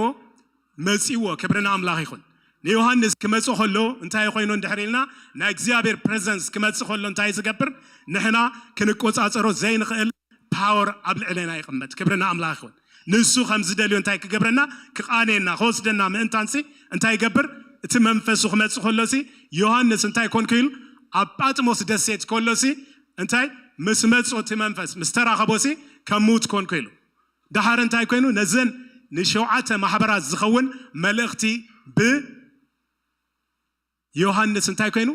መጽኡ ማለት እዩ ካብኡ ዝመጽኦ ገና መን እንድሕሪልና ኢየሱስ ወይ ድማ ካብ ኣምላኽ ዝኾነ ነገር ከም ዝኾነ ንርኢ ክብርና ኣምላኽ ይኹን ኢየሱስ ጌታ ስለዚህ ንኣምላኽ ነገር ክመጽእ ከሎ እንታይ ዝገብር እንድሕሪልና ንነገራት ኩሉ ይዕሪ ንነገራት ኩሉ የስተኻኸል ንነገራት ኩሉ ኣቦታ ቦትኡ እንታይ ይገብር ይቐምጥ ኢየሱስ ንዘላለም ጌታ እስኪ ነዚ እግዚአብሔር መንጎና ንዘሎ እግዚአብሔር ክብሪ ነምጻሉ ክብርና ኣምላኽ ይኹን ኢየሱስ ጌታ አሜን ንሱ በይኑ ክገብር ንሱ በይኑ ክምልኽ ንሱ በይኑ እንታይ ከውን ክገዝእ ይግብኦ እዩ ክብርና ኣምላኽ ይኹን ኢየሱስ ንዘላለም ጌታ ስለዚህ እዚ መልእኽቲ እዚ ክመጽእ ከሎ ዮሐንስ ኣብ ምንታይ ኩነታት ነይሩ እንድሕሪልና ጳጥሞስ ኣብ ትበሃል ደሴት እንታይ ኮይኑ ተኣሲሩ እታ ደሴት ብግፍሓን ምንውሓን እንታይ 6 miles with 10 miles እያ እንታይ ደሴት እያ ብማይ ዝተኸበበት ዮሐንስ ድማ እንታይ ኮይኑ ኣብኡ ኸይዱ እንድሕሪልና ምስክር ናይ ኢየሱስ ክርስቶስ ስለ ዝኾነ ናይ ኢየሱስ ክርስቶስ እንታይ አዋጅ ነጋሪ ናይ ኢየሱስ ክርስቶስ ንሱ ጎይታ ከም ዝኾነ ኢየሱስ ክርስቶስ ንዓለም ኃጢአት እንታይ ከም ዝኾነ ዋጋ ከም ዝኸፈለ ብኡ ዝኣምን ናይ ዘላለም ሕይወት ከም ዝረክብ እንታይ እንዳተዛረበ ከሎ ናይ ክርስቶስ ነገር እናኣወጀ ከሎ እንታይ መጽይዎ ስደት መጽይዎ እቲ ስደት ድማ ናብ ምንታይ ወሲድዎ እንድሕሪልና ናብ ቤት ማእሰር ተወሲዶ ስለዚ ኣብ ጳጥሞስ ደሴት ተኣሲሩ ከሎዩ እዚ መልእኽቲ መጽይዎ ክብርን ኣምላኽ ይኹን እዚ መልእኽቲ ክመጽእ ከሎ እንድሕሪና ኢየሱስ ክርስቶስ ወይ ድማ እግዚአብሔር ንነፍስ ወከፍ አብያተ ክርስቲያናት እንታይ ይገብረን ይፈልጠን ነፍስ ወከፍ ቤተ ክርስቲያን እንታይ ትኾና በክርስቶስ ኢየሱስ ትፍለጠ ስለዚህ ቤተ ክርስቲያን ድማ መን እንድሕሪና ቤተ ክርስቲያን በክርስቶስ ኢየሱስ ዝኣመኑ እንታይ ቅዱሳን እንታይ ዝኾኑላ ዝከቡላ ወይ ድማ በሐሳብ ዝኾኑላ ቦታ ክብርና አምላኽ ይኹን እሳ እንታይ እንድሕሪና እቶም ተጸዊዖም ዝመጹ እቶም ካብ ብዙሕ ነገራት ብደሙ እንታይ ዝኾኑ ዝተዓደጉ بقدم حتياتهم بدلهم انتاي زنبرو موتان زنبرو بكريستوس يسوع انتاي زغبرهم هيوان زغبرهم سبات زلوا يا بيت كريستيان كبرنا املاح ስለዚህ ነተን ቤተ ክርስቲያናት ክጽሕፍ ከሎን ድሕሪና እንታይ ዝብል ዘሎን ድሕሪና ናብቶም ሸውዓተ እንታይ መናፍስቲ ወይ ድማ ናብቶም ሸውዓተ እንታይ እቶም ሸውዓተ ሰባት እንታይ መጽዮም ናብ ዮሐንስ ተን መልእኽትታት እንታይ ገይሮም ተቀቢሎም ናይ ዮሐንስ ራእይ ተቀቢሎም ሽዑ ኸይዶም እንታይ ዝኸውን ነይሩ ቀደም ኣብ ቤተ ክርስቲያናት ይኸውን እቲ ጥቕላል እንታይ ይኸውን ይዝርጋሕ ሽዑ እንታይ ይኸውን ኣብታ ዝእከቡላ ቦታ እንታይ ይኾኑ ይንበበሎም አቡ እንድሕሪና እንታይ ብል ነዚ ቃል እዚ እንታይ ዝገብሩ ኢሉ ኣብ ተቀዳማይ ከነንብብ ከለና ነዚ ቃል ትንቢት እንታይ ዝገብር ዝሰምዖ እንታይ ዝገብሮ ዘንብቦ እንታይ ድማ ዝሕልዎ ንሱ እንታይ ኢሉ ብፁዕ ኢሉ ክብርና አምላኽ ስለዚህ ምስማዕ ምንባብ ምሕላውሲ ከም ዝግብኦም ክብርና አምላኽ ይኹን እዚ መጽሓፍ እዚ እንታይ ራእይ ዮሐንስ ብዙሕ ግዜ ክርኢ ከለኹ እንታይ ይከውንኒ ኣይስበኽኒ እንታይ በቃ ከምዚ ኣብ ሕዝቅኤል ዳንኤል ዘሎ ብዙሕ ነገራት ስለዚ ዝረብዚ እንታይ ከምዚ ሚስትሪ ማለሲ እንታይ ዝኾነ ዝተዓጽ ወይ ድማ ዘይግለጽ ነገር ገይሩ እዩ ሰብ ዝርድኦ ግን እዚ ናይ ራእይ ዮሐንስ ግና እንታይ እንድሕሪናዮ ብዛዕባ ኣልፋን ኦሜጋን ቀዳማይን ዳሕራይን መይተነረ ሕይወት ዝኾንኩ ክብርና አምላኽ ይኹን መርሖ ዳዊትን መርሖ ሞትን ሲኦል እንታይ ዝገበርኩ ዝሓዝኩ ቀዳማይን ዳሕራይን ዝኾንኩ ይብል ንሸውዓተ ከዋኽብቲ እንታይ ኣብ ኢዱ ዝሓዘ ከመይ ዝበለ አምላኽ ከም ዝኾነ በቃ እቲ ናይ እግዚአብሔር ናይ ዘላለማዊ ምኽሪ እንታይ ዝገብር መጽሓፍ እንድሕሪና ዝገልጽ መጽሓፍ እዩ ክብርና አምላኽ ይኹን ምኽሪ አምላኽ ዝገልጽ መጽሓፍ እዩ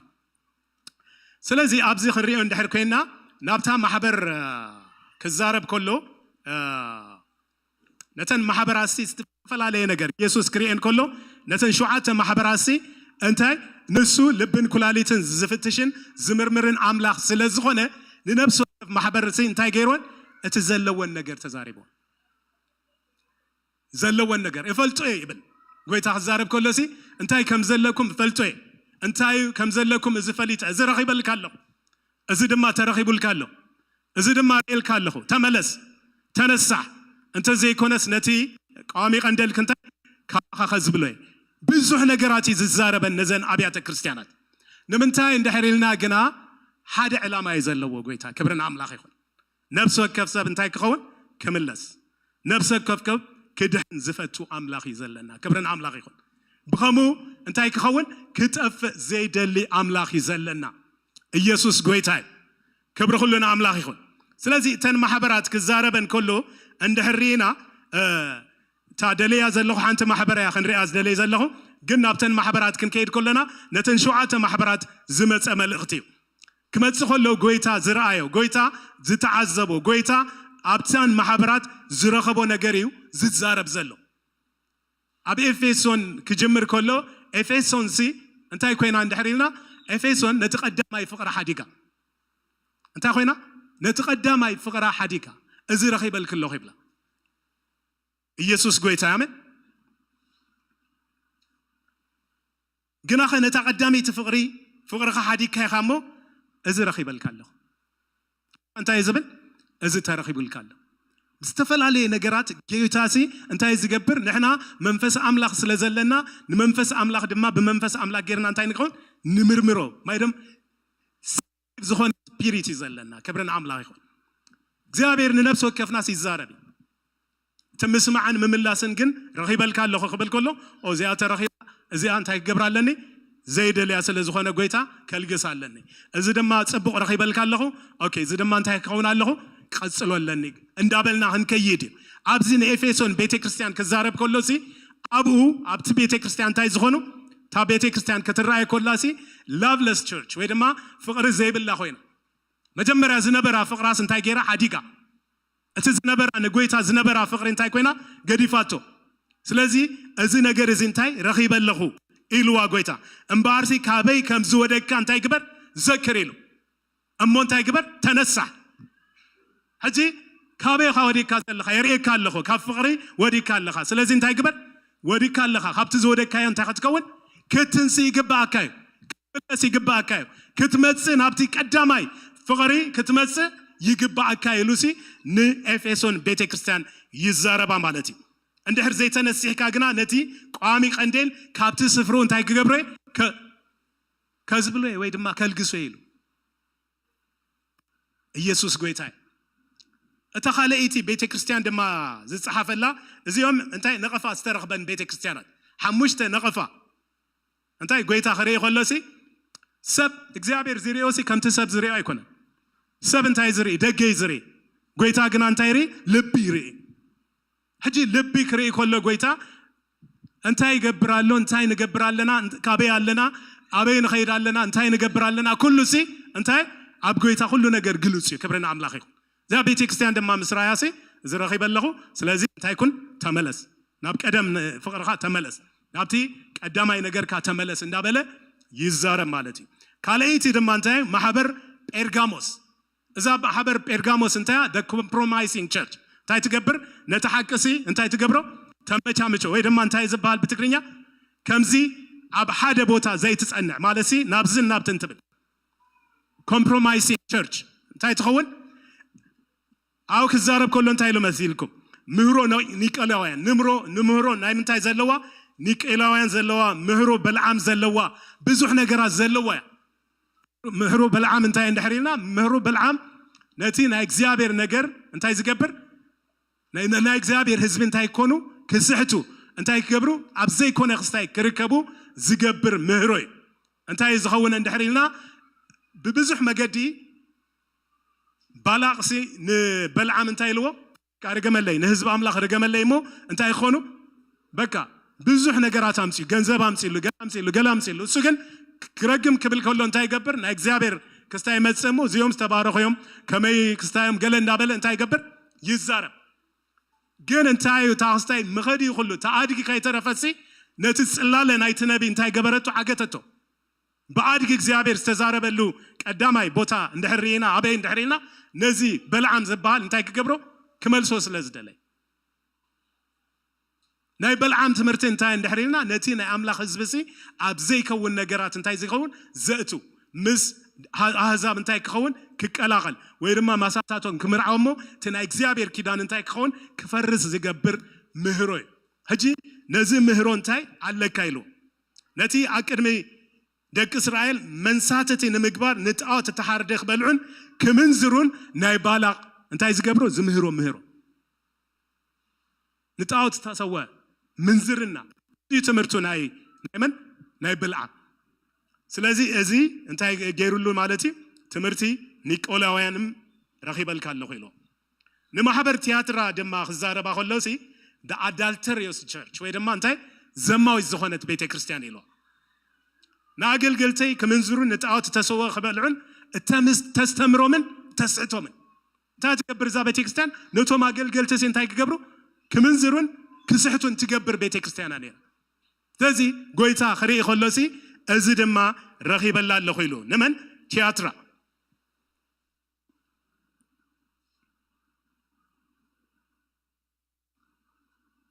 ድሓር ድማ ማሕበር ሳርዴስ the dead church ወይ ድማ spiritually dead ዝኾነ church ብጣዕሚ ዝገርመኩም ኣብዚ እንድሕሪና ናይ መልአኽ ማሕበር ሳርዴት ጽሓፍ እቲ ሸውዓተ መናፍስቲ ኣምላኽን ሸውዓተ ከዋኽብትን ዘለዎ ከምዚ ይብል ኣሎ ኣነ ንግብርኻ እፈልጦ ኣለኹ ግብርናሲ ብጎይታ እንታይ ፍሉጥ ካብ ጎይታ ዝሕባእ የለን ጎይታ ግብሪ ነፍስ ወከፍና እንታይ ይገብር ይፈልጥ እዩ ንግብርኻ እፈልጦ የለ እንታይ ኢልዎ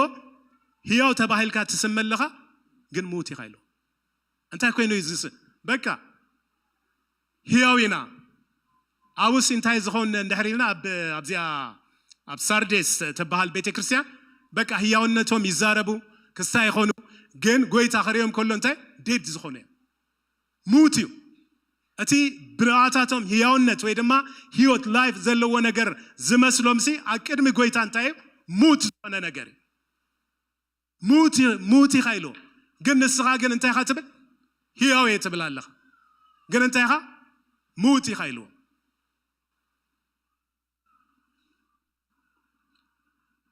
እታ ሓሙሸይቲ ማሕበር ድማ ማሕበር ሎዶቅያ ወይ ድማ እንታይ ዝኾነት ዝሑል ወይ ሙቕ ዘይኮነት ኣብ ዝሑል ኣይኮነትን ሙቕም ኣይኮነትን እንታይ ልዋ ክዛረባ ከሎ ዝሑል ወይስ ሙቕ ዘይምዃንካ ግብሪ እፈልጥ ኣለኹ ብኻ ዝሑል ወይ ሙቕ ኮይንካ ኢሉ እንታይ ዝኾነት እያ እንድሕር ስታንድ ዘይብላ በቃ ሓደ ግዜ ሙቕ እያ ክትብል ከለኻሲ እንታይ ትኸውን ዝሕልቲ ኮይና ይረኽባ ሓደ ግዜ ድማ ዝሕልያ ክብል ከሎሲ ሙቕ ኮይና ይረኽባ ክልቲኡ ዝተደበላለቀ ነገር ዘለዋ ያ ነይራ ክዛረባ ከሎ እንታይ ኢሉ ከምዚ ልብጥ ዝበለ ብምዃንካ ኣይ ሙቕ ኣይ ዝሑል ኢኻ እሞ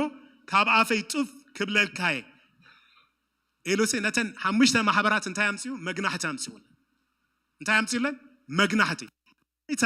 መግናሕቲ ከምፅ ከሎ እንታይ እንድሕሪልና እታ ማሕበርሲ ናብ ፅቡቕ ነገር ምእንታን ክትመፅእ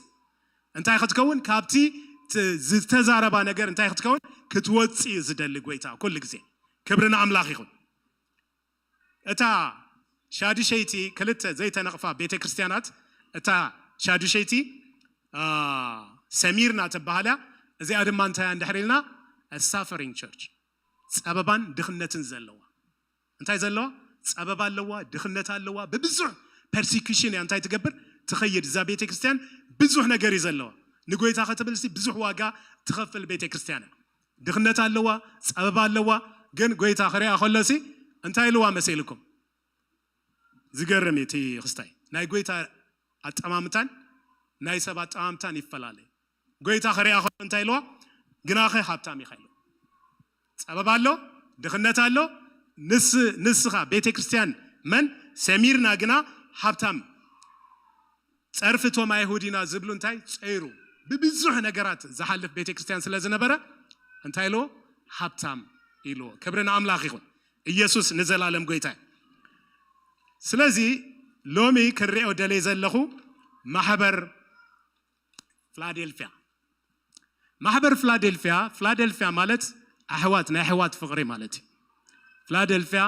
ብራዘርሊ ላቭ ወይ ድማ እንታይ እትበሃል ናይ ኣሕዋት ፍቕሪ ተባሂላ እያ ትፅዋዕ እዚኣ ቤተክርስትያን እዚኣ እንታይ ፌስፉል እያ ወይ ድማ ስፒሪቹዋሊ እንታይ ዝኾነት እያ ኣላይቭ ዝኾነት ቤተክርስትያን ናይ ክርስቶስ ህይወት እንታይ ዝኾና ዝግለፀላ ቤተክርስትያን ክርስቶስ ክሪኣ ከሎ እንታይ ኣላይቭ ዝኾነት ህያው ዝኾነት ቤተክርስትያን ከም ዝኾነት እንታይ ዝዛረበላ ብዛዕባ እዚኣ እንድሕሪና እንታይ ኢሉ መሲልኩም ንግብርኻ ፈልጦ ኣለኹ ዓቕምኻ ሂደት ኢሉ እንታይ ገብረ ንግብርኻ ፈልጦ ኣለኹ ዓቕምኻ ሂደት እዩ ንቃለይ ሓሊኻዮ ንስመይ እውን እንታይ ገበርካን ኣይከሓድካዮን እሞ እንሆ ሓደ እኳ ክዓፅዎ ዘይክእል ክፉል ደገ እንታይ ሂበካ ኣለኹ ኢሉ ዓቕሙ ይፈልጦ ሓይሉ ይፈልጦ ክእለቱ ይፈልጦ ግን እንታይ ኢሉ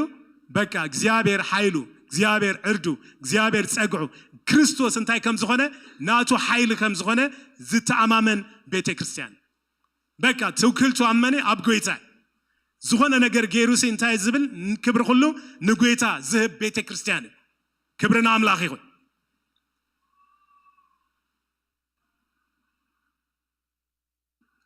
ኢየሱስ ጎይታ ስለዚ እቲ ሓይሉ እቲ ክእለቱ ኣብ ጎይታ ዝገበረ ቤተክርስትያን ኩሉ ግዜ እንታይ እንደኾነ ዝኸይድ እናሰነ ጎይታ እናተሓጎሰሉ ዝኸይድ ቤተክርስትያን እዩ ዝኸውን ማለት እዩ ስለዚ ሎሚ ክሪኦ ደለይ ዘለኹ ካብ فلادلفيا بيتكستيان انتي نمهر نحن خي غويتا خري خلو محبرات خري خلوسي كمي يريني خون اوشت ناس انتي يركب يخون كل غزي خري خلو غويتا انتي ابوكو بستفلاليو استاي سبات نسباتي بيتكستيان كبحال كله مني سب كريستوس زدعانه زلوا ስለዚህ ናት አብዚ ብዝገብሮ ነገርሲ ነታ ቤተክርስቲያን እንታይ ኸውነ ንጽብቁን ንኽፎንሲ ንሽማ እንታይ ወይ ንጽብቅ ወይ ንኽፎ ይገበር አይስ ነፍስ ወከፍ እንታይ ሐላፍነት ከመይ ያለኹ ምስጎይታ ህይወተይ ናብራይ ነገራተይ ኩሉ ከመይ ያለው ይልናሲ እንታይ ከንከውናለና ክንሐስብ ክንከላለን ነፍስ ወከፍ እንታይ ሐላፍነቲ ክብርና አምላኽ ይኹን ስለዚህ እንታይሉ ናብ ማህበር فلادلفيا خصحف كله ناب ملأخ محبر فلادلفيا صحف اتو قدوسن حقኛ مرحو داويت زلوو نسو مسكفته حدكوا زي عصو نسو مسعصوخا حدكوا زي كفت كمزي بلال كامن يزمص زلو تمسيج انتحرينا كابت نسو مسكفته زي عصو نسو مسعصو دما زي كفت مرحو داويت زلوو اسو سعار زخونه غويتا زخونه نزل عالم دما املاخ زخونه كبرنا املاخ يكون اتملختي خمن يزمص زلو كاب نغوس نغستات املاخ امالخت زخونه غويتا مالتي كابو كم زمص كفلطو خم زلو ميزاربون كبرنا ناملاخ يكون انتايلو نغبرخا فلطولخو عقمخا حيدتيو نقالي حليخايو نسميون اي كحدكايونمو انو حدكوا كعصو زيكل كفو دغه هيبكا علخو حجن تايو نايت خفو دغه موهاب مخنيات انتاي اندحريلنا بكا نساتهم سي نعقمو يفلطو نقالو حاليم نسمو دما اي كحدون كبرنا املاخ نسمو زي كحديم نقالو زحلو سباتيم نيروم توم ناي بيت كريستيان جن غويتا خراخبهم كله خمصهم كله سي ኢየሱስ بزعبا ገዛ ርሱ ዝተዛረቦ እንታይ እንደሕሪልና እንታይሉ ተዛሪው መሰልኩም አነ እንታይሉ ካብቲ ቅዱስ ክብረና አምላክ ኢየሱስ ጎይታይ ነፍሴ ለመለመች ካብዘለና እስኪ ሐፍ ንበል ክብረና አምላክ ሙቀት ኮይኑሎ መስልኒ كستايت كون اللهم እግዚአብሔር ይመስገን ነፍሴ ለመለመች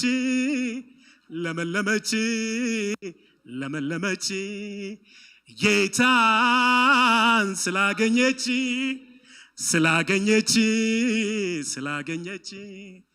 ነፍሴ ለመለመች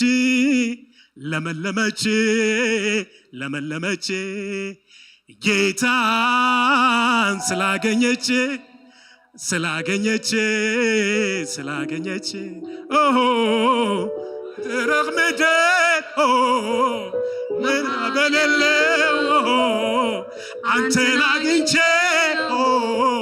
ተደስቻለሁ ረካትሜ ዘመኔ ያልቃል በለመላሜ ነፍሴ ለመለመች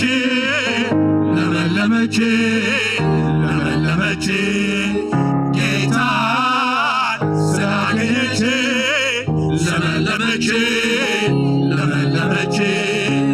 ነፍሴ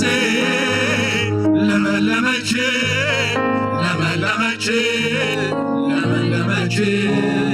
ጌታን ስላገኘች ለመለመች በደረቅ ምድር ውሃ በሌለው አንተን አግኝቼ ተደስቻለሁ ረካብሜ ዘመኔ ያልቃል በለመላሜ ነፍሴ ለመለመች ጌታ ስላገኘች ለመለመች ነፍሴ ለመለመች ጌታ ስላገኘች ለመለመች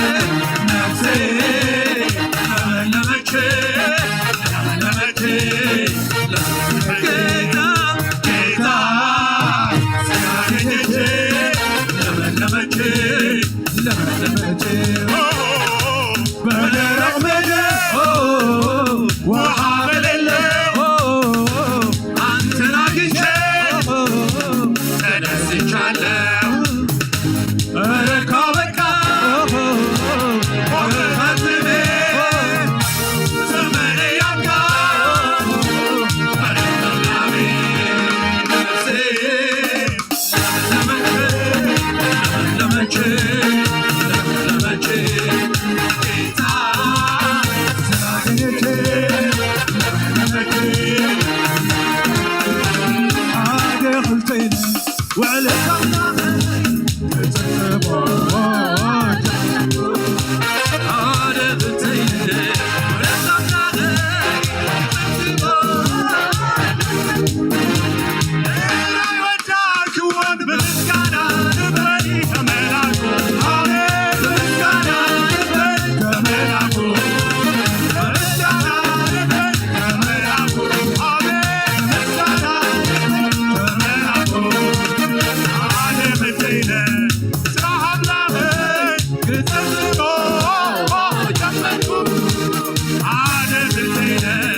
وعليك أملاخي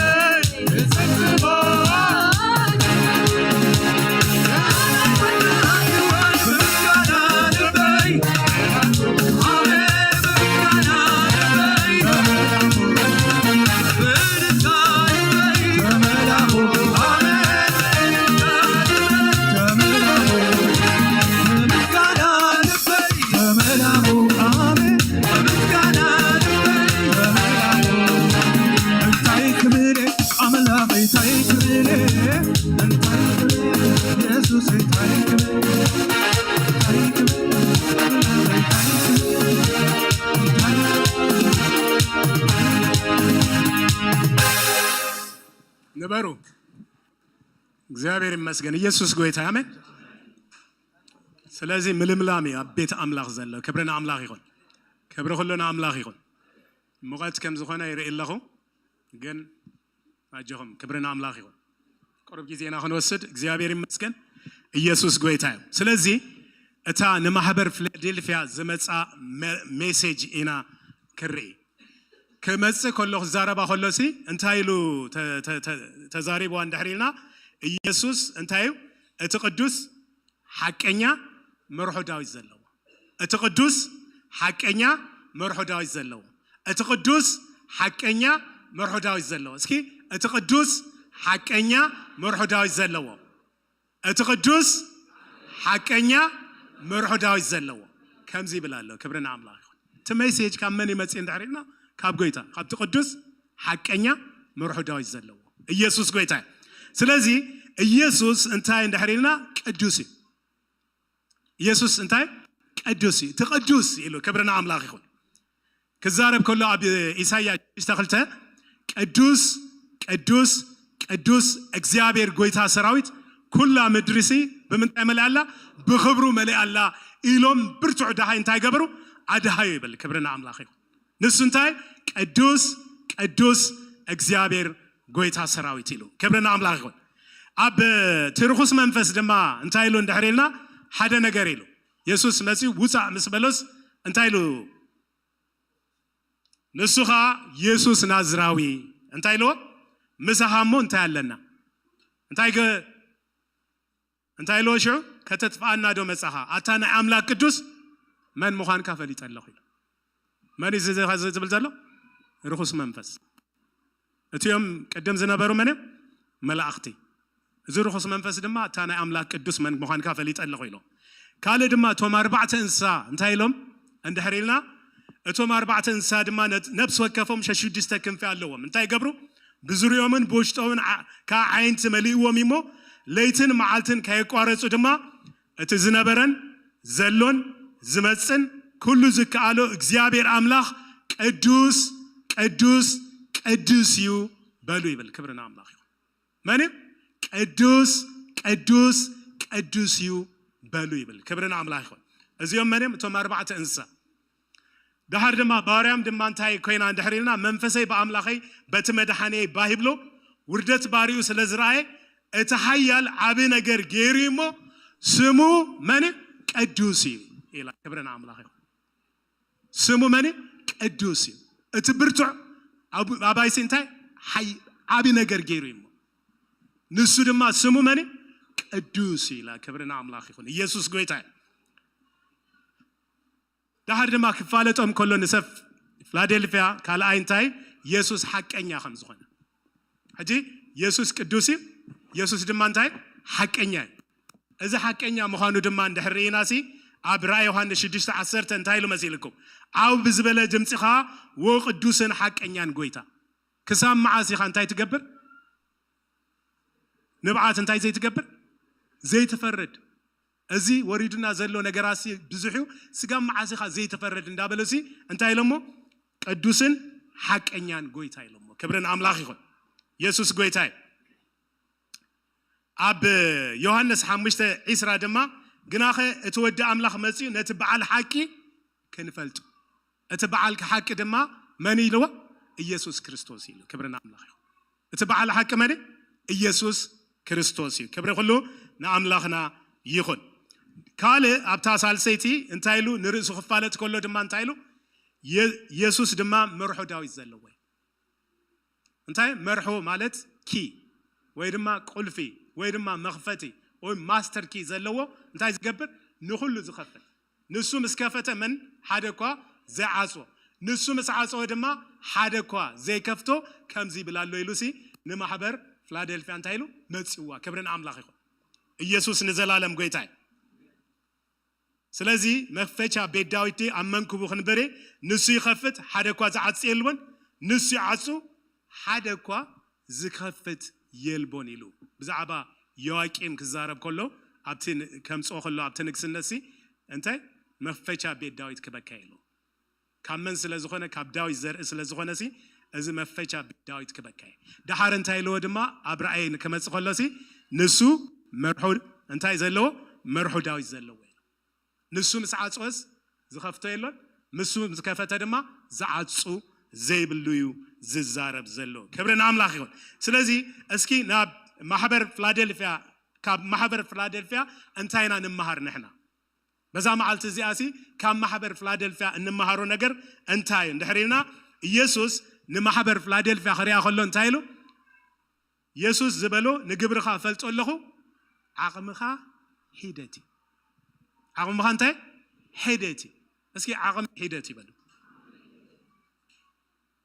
እቶም ብመንፈስ ድኻታት መንግስቲ አምላኽ ናቶም ያሞ እንታይ ብፁዓን የሚሉ እቲ ድኽነት እንታይ እንድሕሪና ድኻ እንድሕር ኮይንካ እንታይ ካትኸው ካብ እግዚአብሔር ክትቀበል ኩሉ ግዜ ኢድካ ምዘርጋሕካ ማለት እዩ ዝጸገበ ወይ ሃብታም ግን እንታይ ዝገብር ኢዱ አጣሚሩ ይስታይ ዝገብር ክብርን አምላኽ ይኹን ኣብ አምላክ ክንመጽእ ከለና ኩሉ ግዜ ንሕና እንታይና ድኻታት ዓቕምና ሂደት ከም ዝኾነ ክንፈልጥ ባና ክብርን ሁሉን አምላኽ ይኹን ዓቕምና ሂደት ስለዚ ዓቕምኻ ይፈልጦ ኢልዎ እንታይ ኢልዎ እንታይ ኢልዎ ኢየሱስ ዝበሎ ንግብርኻ ፈልጦ ኣለኹ ዓቕምኻ ሂደት ትትገብሮ ዘለኻ ብሓይልኻ ብኽእለትካ ዘይኮነስ ኣነ ምሳኻ ሓይልኻ ክእለትካ እቲ ዝኸውን ዘሎ ኩሉሲ ብመን ምክንያቱ ዝኸውን ዘሎ ዝብለ ዘሎ እቲ ኩሉ ኣምልኾ ተኣዛዝነት ኩሉ ስግደት ክወስድ ዝግብኦ መን ኢየሱስ በይኑ እዩ ኣብ ያዕቆብ ኣብ ክዛረብ ከሎሲ እቶም ስታይሲ እንታይ ኢልዎም መሲልኩም ዝኾነ ነገር ምስ ገበርኩምሲ ንሕና ዘይንጠቅም ባሪያት ኢና እቲ ዝግብኣና እቲ ክንገብሮ ዝግብኣና ኢና ዝገበርና በሉ ይብል እቲ ክንገብሮም ዘኽኣለና መን ጎይታ ስለዚ ገበርና ድማ ንሕናስ እታ ክንገብራ ዝግብኣና ኢና ጌርና በሉ ኢሉ ነዚኣቶም ድማ እንታይ ኢሉ ዓቕሞም ይፈልጦም ሂደት ከም ዝኾነ ግን እንታይ ኢልዎም Abtina English and Tailu, you have a little strength, yet you obeyed my word and did not deny me. أقومهم ولا حيدة كلوسي جنا نعيك تزوسي أنتي أذكركم من ويد ما نعيس كتكحدون يأكلكم من اليوم كبرنا عملاق يكون يسوع قويتاي سلزي نقويتا أنتي زجبرو زخبرو سبات ويد ما أنتي عقمهم زفلتو جنا عقمهم تأمامينهم زنبرو زي كونزي عقمهم أملاق كم زخانة عقمهم من كم زخانة كريستوس كم زخانة زفلتو سبات يوم نيرهم كبرنا عملاق يكون يسوع نزل عالم قويتاي أتحلقا ميت تذكر وديهم أما ماتيوس زلو كيدوسي قدون تاي مسعو حميموسي كموت كوينو حجي انتاي بزعبا ورا يسوع سميع حجي انتاي كوينو كراهبو يسوسي هو سميع له يدحن سميع له دابوي كستون كوان ودوم تفويسو يخو قال مالسي زسمعو ነገር አለ ምክንያቱ እምነት ካም መስማዕ ድማ ካመን ካብ ቃል ክርስቶስ እዩ ስለዚህ እቲ ቃል ወይ ድማ ትዝኾነ ነገርሲ ዝሰምዖ ወይ ድማ ዝተፈወሰ ሰብ እንታይ ዝሰምዖ ነገር አለው ስለዚህ ከይዱ ናብ ኢየሱስ እንታይ ሎ ودي مصاقو حميمولو انتي كبر كتحويو مصا قال مسبلوسي حويو قال مسبلوسي انا نا بيتكا كمصيمو انتي نخيد قال مسبلوسي نو انا سي انتي يكونكن نا بيتي كتاتو نسخه بقوا يكونكن يلو انا بقوا يكونكن زعبا خاسي ورا سمع لخو نسخه فولي سبيخه مالتي نسخه غويتايخا نسخه كيلتكا انتي زي تمرماري نسخه فوليخا خاب سمعكون دحر كوينسي موتا زتنس نلبس اما زنص ناغاننت زوص فوليخا سمعلك الله سلازي انتي نسخه حدا قال طراي تزارب ودي دم يحويلو يسوس بتاع تنكيرو بامنته سي كمز اب اسرائيل كمز زبل امنته ايراخون يلو كيد بل ودخ انتي يحاويلو ود دم حويلو اسب زنتاي كيرو اندحريلنا بكا متامانو نغراتو عقمو ريوسي انتاي غيرو بكا نسخايخا نغرات كل تغبر سكاباخا قاليو صامو ودي كحويلو كبرنا املاخيو يسوس غويتاي كبرنا املاخيون كالي دما نريو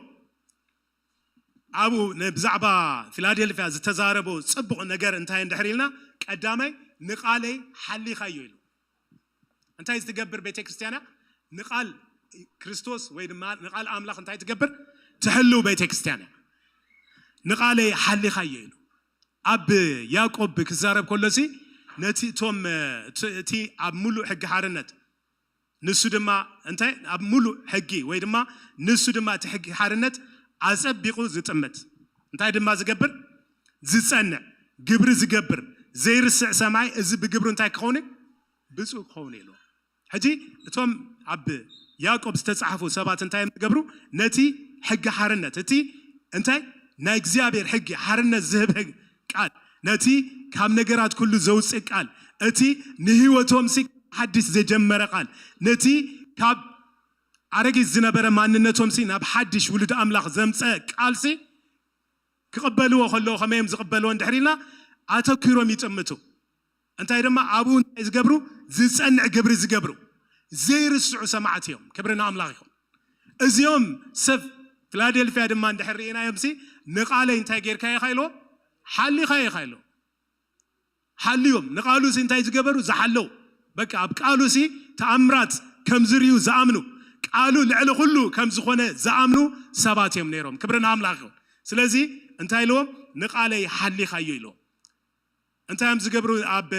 ነቲ ሕጊ አተኪሮም ዝጥምቱ ኣብ ምጥማቶም ዝጸንዑ ነቲ ዝሰምዕዎ ቃል ድማ ኣብ ግብሪ ዘውዕሉ ሰባት እዮም ክብርና አምላኽ ይኹን በቃ ተቃል ከመጽእ ከሎ ከም ዝጠምቆም ተቃል ከመጽእ ከሎ ኣብ ህይወቶም ስራሕ ከም ዝሰርዕ ተቃል ከመጽእ ከሎ ተኪሮም አጽኒዖም ዝሕዙ ሽዑ ድማ ነቲ ግብሪ ዝገብሩ ሰባት እዮም ነይሮም ኣብ ያዕቆብ ዝተዛረቡ ዚዋቶም ድማ ከምኡዮም ነቲ ቃልሲ እንታይ ዝገብሩ ዝሕሉ ሰባት እዮም ነይሮም ኢየሱስ ንዘላለም ጎይታይ ካልኣይ ድማ እንታይ ኢልዎም ንስመይ ድማ ኣይክሓድካዮ ነይሩ ንስሙ ድማ እንታይ ኣይክሕዱን እዮም መከራን ተመፀ ስደትን ተመፀ ነገራትን ተመፀ ንክርስቶስ ኢየሱስ እንታይ ካብቲ ህይወቶምሲ ከዝብሎ ዝኽእል የለን እንታይ ዝገብሩ እዮም ንስሙ እንታይ ዝገብሩ ዘይክሕዱ ሰባት እዮም ክብርና አምላኽ ይኹን ሓደ ግዜ ሲ ናይ አንቢብኩማ እንድሕር ኮይንኩም ለክርስቶስ ተሰቃየው ትብል ብሪቻርድ ወንብሩዝ ዝበሃል ሰባይ ዝተጻሕፈት እዚ ሰባይ እዚ ንክርስቶስ ክንደይ ግዜ ዓጽምቶ ሰይሩ ክንደይ ግዜ ኣብ ማእሰርቲ ዝኣተወ ብዙሕ መስበርቲ ዘለዎ ሰብ ንክርስቶስ እንታይ ዝኾነ ዋጋ ዝኸፈለ ሰበይቱ ዝሳነ ወዱ በቶም ኮሚኒስት ዝበሃሉ ሰባት ክንደይ ግዜ ቶርቸር ዝኾነ አምላኽ የልቦን አምላኽ ሓሶት እዩ ገለ እንዳተባሃለ ዝተነግሮ ሁሉ እንዳረአየ ግና ንክርስቶስ ዋጋ ንምኽፋል ክንደይ ዓመታት ልዕሊ 13 ዓመት ኣብ ቤት ማእሰርቲ ምስኡ ድማ ክንደይ ዓጽምቱ ዝተሰብረ ሰብ 18 times ሰይሮሞ እዚ ኣብዚ ክዛረብ ከሎሲ እንታይ ኢሉ መሲልኩም ሓደ ግዜ ኣብ ሳይቤሪያ ትበሃል ኣብ ሮማንያ ትበሃል ኮሚኒስት ብጣዕሚ እንታይ ዝገብሩላ በኃይል ዝገዙላ ዝነበሩ አምላኽ የሎን ዝብሉ ሰባት ዘመሓድራ ዝነበሩ ሃገርያ ኣብ አንታይ ኮይኑ እንድሕሪልና እታ ቸርች አንደርግራውንድ ከምዚ ኣብ ኤርትራ ዘላ ቸርችም እንታይ ዝገብሩ ነይሮም ብመንግስቲ ዘይፍቀደሎም እዮም ግን አንደርግራውንድ ሕቡእ ዝኾነ ቤተክርስትያኖም እንታይ ዝገብሩ ስለዚ እንታይ ይገብሩ ነይሮም ሓደ ግዜ ሚሊተሪ ዝተኸድኑ ወታደራት እንታይ ኮይኖም ይብል ናብቲ ኣመንቲ ዘለዎ ቦታ ኸይዶም ኢሉ ኣብቲ ቦታ ምስ ኣተው ሽዑ ሰንቢዶም ቶም ኣመንቲ እንታይ ኢሎም ምሳቶም ቶም ክልተ ወተሃደራት ኦኬ ሕጂ መፂና ረኺብናኩም ዶ በቃ ሕጂ ንኢየሱስ ክርስቶስ ካብ ሕጂ ከምዚ ኢለ ኣምልኾን ኣብዚ ኣይመፅን ትብሉ ሰባት በዚ ተፈለ ኢሎም ኣነ ግና ነዚ ኢየሱስ ከምልኾየ ክቕፅለ ዋላ እንተሞትኩስ ጋብ ሞት እሙንኩን ኣኽሊል ህይወት ድማ ክትቅበል ኢኻ ይብል እሞ ኢሎምሲ ተፈልዮም ሽዑ እንታይ ኮይኑ እንድሕር ኢልና ነቶም በቃ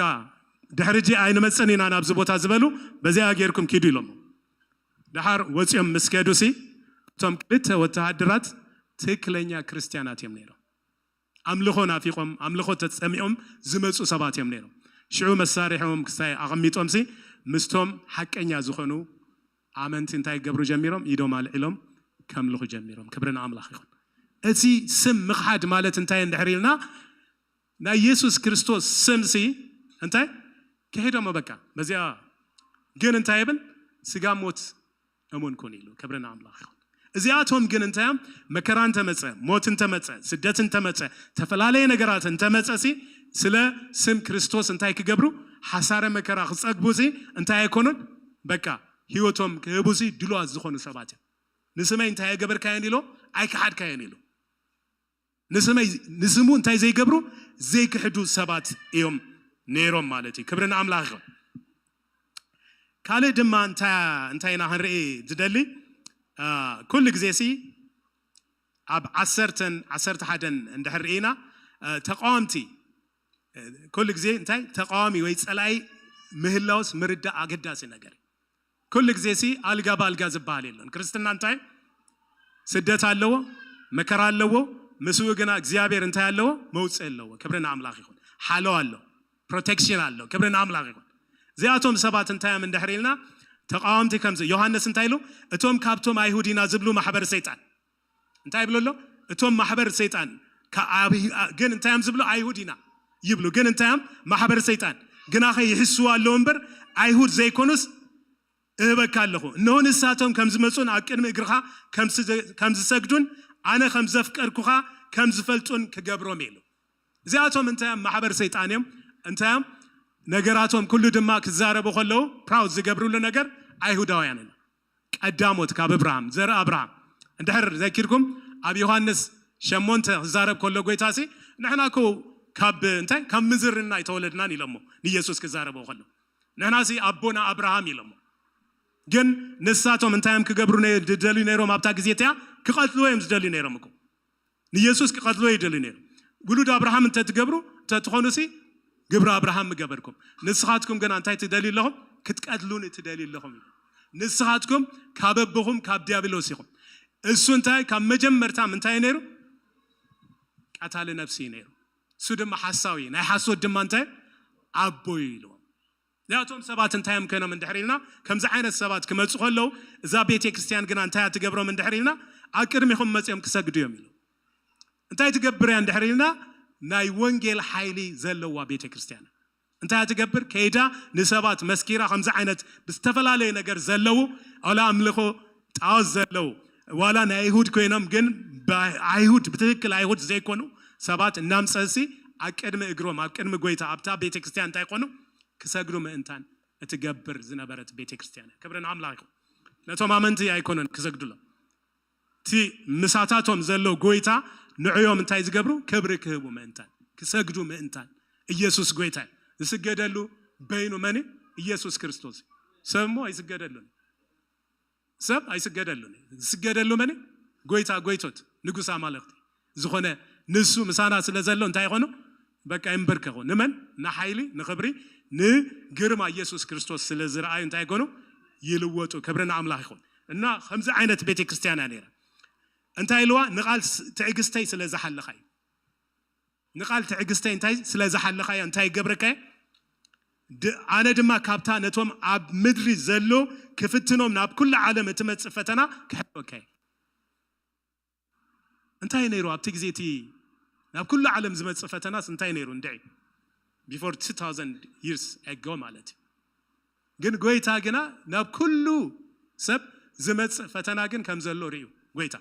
شعو كابت فتنا ناب كل لم تمت فتناسي انتهي كم زجبرو كم زحلوهم تزاري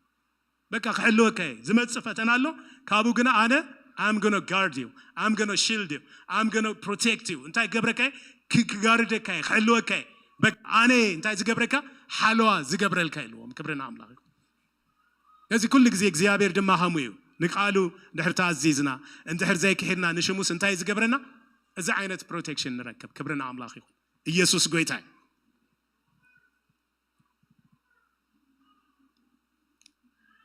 كالي دما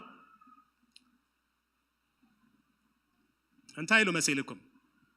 نسخة جنا نقال تعجزتي سلزحال لخايو نتتعجز زبل ستاس سلزحال لخاي انتهي لهم نتوم نتزاز عملاقن نأمنة يسوع زحلو قدوسان كا تعجزتهم أبزي زليلو تعجزتنا توم أبي زلو أبتي قال أبتي محلو تتزاز محلو أبي زلو تعجزتهم سجام معسي زخون جن قال ندحر تزاري بقويتا خمس زخون مؤمن مصباي تعجزتين تاي زجبر ندحرينا نتي خوني لنا نصبي نجرسي جيزي زوسدي جيزي بزوسده متانسي تعجزتنا يسب يفتن مالتي جيزي كوسر كلسي تتعجزتها كمي انتاي كم زخونسي يرأي مالتي زوم سبات زياتهم اندحرينا اتوم نتزاز املاخن امنه يسوع كريستوسن زحلو قدسان كا تعجزتهم ابزي زليلو ስለዚህ ከዕገሱ ከም ዘለዎ ትዕግስተኛታት ከም ዝኾኑስ ይዛረብ ክብረን አምላኽ ይሁን ካለ ድማ እንታይ ክንገብሮ ዝግባአና ነገር ምፍላጥ ክንገብሮ ዝግባአና ነገር ሲ ምፍላጥ ቀልጢፈ መጻለሁ ይሉ ጎይታ እንታይ ቀልጢፈ ይመጻለሁ ማለሲ አብ እግዚአብሔር ሲ ሺህ ዓመት ከም ሓደ መዓልቲ ከም ሺህ በቃ ትካልኩሌሽን አምላኽ ሲ ናይ ጊዜ አይንፈልጠኒና ግና ንሕና ሁሉ ጊዜ መጻለሁ እንደሕሪሉ ኦኬ ስለዚህ ቢ ሬዲ ምጽባይ ናትናዩ ግን ክንጽበ ኸለና ግና ከመይና ክንጽበ ዘለና ኢየሱስ ጎይታ ቀልጢፈ መጻለሁ ሓደኩ አኽሊልካ ከይዝርፈካ ነቲ ዘለካ እንታይ ገበሮ አጽኒዕካ ሓዞ ሕጂ ዝተሓዝ ነገር ኣሎ እንታይ ከይከውን ከይውሰድ አጽኒዕካ ትሕዞ ነገር እንታይ ሕጂ ንፋስ እንድሕር አለሲ something ክሳይ እንድሕር ኮይኑ እንታይ ትገብሮ አጽኒዕካ ካትዞ ንምንታይ ትንፋስ ከይወስዶ كمو دما نتزلك كان تاي جبر أصنعك حزو حدا كان تاي كجبرك كاي زرفك كاي وسدلك كاي تالك أنت تاي جبر أصنعنا محاسي نايمن كده ناتنا جيد أنتاي أصنعنا خنحسي يجب أناي تقويتا ذهبنا تقويتا استزاربنا تقويتا زبلو نجارات كل سين تان جبرو أصنعنا خنحزو يجب أناي أبزنتايك ألتفا متسألو حدكو أخليلك خيزرفك نتزلك كان تاي جبرو أصنعك حزو كم زلك ريولو غويتا بزح نجارات نتي نكريستوس كموت زتنس حيل أملاغسي أباخاتكم الله يبل كبرنا أملاغيون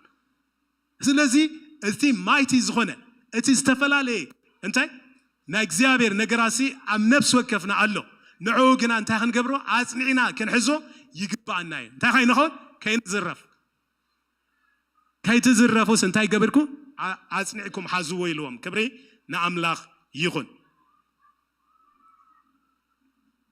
سلازين تاينا نقبر ندحرينا نممسو مصباي تاينا نقبر نممسوس كنصبي يخون كإلا لنا يسوس كمتسئ ندحرينوس كمز متسئ قصنيا كنكون لنا حدا سبسي كمتسئ له أبي إيربورت بزمعالت بتصبين ندحري لك أنتاي تقبر كيركا تتصبين شعوي متسئ دما حسكاية تمتسئ بيت هذا ما متسأله معاس كم سرقة يزمتسن دحريلوسي انتاي مكباري نحنا جيدا انتاي مصباي ناتنا جيدا مصباي نتسب تسالونكي خزاربهم كلوسي نسخاتكم دك معالتن دك برهانن يخممو يسوع كريستوس كمص خلو امصاصو كم سرقة كم زخونه تفلطو يخميلو تسالونكي كم زخونه نا يسوع كريستوس امصاص ازفلطو كم سرقة كم زمص نسخاتكم كنا دك معالتن دك برهانن يخم تملالسو ممللاسي اقدم እግዚአብሔር كم صحاي اب صحاي كم زلو سب بسلمات زي كونسي اب برهان كم زلو سب تملالسو اب برهان زلو سب انتاي كله نغراتو غلوصي كبرنا املاخ نحنام كنملالس كلناسي كم غلوصات كم دبدابي كريستوس ኮይናይና ከነመላለስ ዝግባአና ማለት ክብርና አምላክ ይሁን ኢየሱስ ጎይታይ ስለዚህ ምጽባይ እንታይ ምምጹ ይጽጽባይ ሰባት የምነሮም ዞም ሰብ ፊላዴልፊያ ክብርና አምላክ ይሁን ኢየሱስ ጎይታይ እንታይ ለዎም ጳውሎስ መሲልኩም ግን ኣኸ ኣሕዋቴ እታ መዓልቲ ጎይታ ከም ሰራቂ ኮይና ብለይቲ ከም ትመጽእ በዓልካትኩም ኣርጊጽኩም ትፈልጡ ኢኹም ኢሎም ስለዚህ ኣርጊጾም ይፈልጡ እዮም ምምጽኡሲ ከም ሰራቂ ኮይኑ ከም ዝመጽእ ሰብ ተሰሎንቄ ኣርጊጾም ይፈልጡ እዚ ንስኻትኩም ትፈልጡ ኢኹም ስለዚህ እንታይ ግበሩ በቃ ደቂ መዓልትን ደቂ ብርሃንን ኮይንኩም ትምውጻኹም ምእታውኩም ንኣምላኽ ዝሕጉስ ይኹን ጥራይ እምበር ኤኒ ታይም ምምጻእ በቃ ምንም ችግር የለም ኢየሱስ ጎይታ አሜን ስለዚህ በቃ ነቲ ምጽአቱ እንጽበ ምምጹ ንጽበ ሰባት ኮይና ክርከቢዩ ዝደሊ ጎይታ ካልእ ድማ ብእምነት ደው ከንብል ከም ዝግባአና ብምንታይ ብእምነት ደው ከንብል ይግባአና ብምንታይ ብእምነት ደው ከንብል ይግባአና እንታይ ኢሉ መሲልኩም ኣብ ዮሐንስ 3:12-13 ክውድእ ከሎ ነቲ ዝስዕር ኣብታ መቅደስ ኣምላኸይ ዓንዲ ክገብሮ ኢሉ ነቲ ዝስዕርሲ ኣብታ መቅደስ ኣምላኸይ እንታይ ገብረ ዓንዲ ክገብረ ድሓር እንታይ ኢሉ መሲልኩም ካባ ከቶ ኣይክወፅን ስም ኣምላኸይን ስምቲ ከተማ ኣምላኸይን ናይቲ ካብ ኣምላኽ ካብ ሰማይ ትወርድ ሓዳሽ ኢየሩሳሌምን ነቲ ሓድሽ ስመይን ክጽሕፈሉ ኢሉ ክብርና ኣምላኽ ስለዚህ እቲ ኣጀንዳ ናይ እግዚአብሔር ኣባና ዘለዎሲ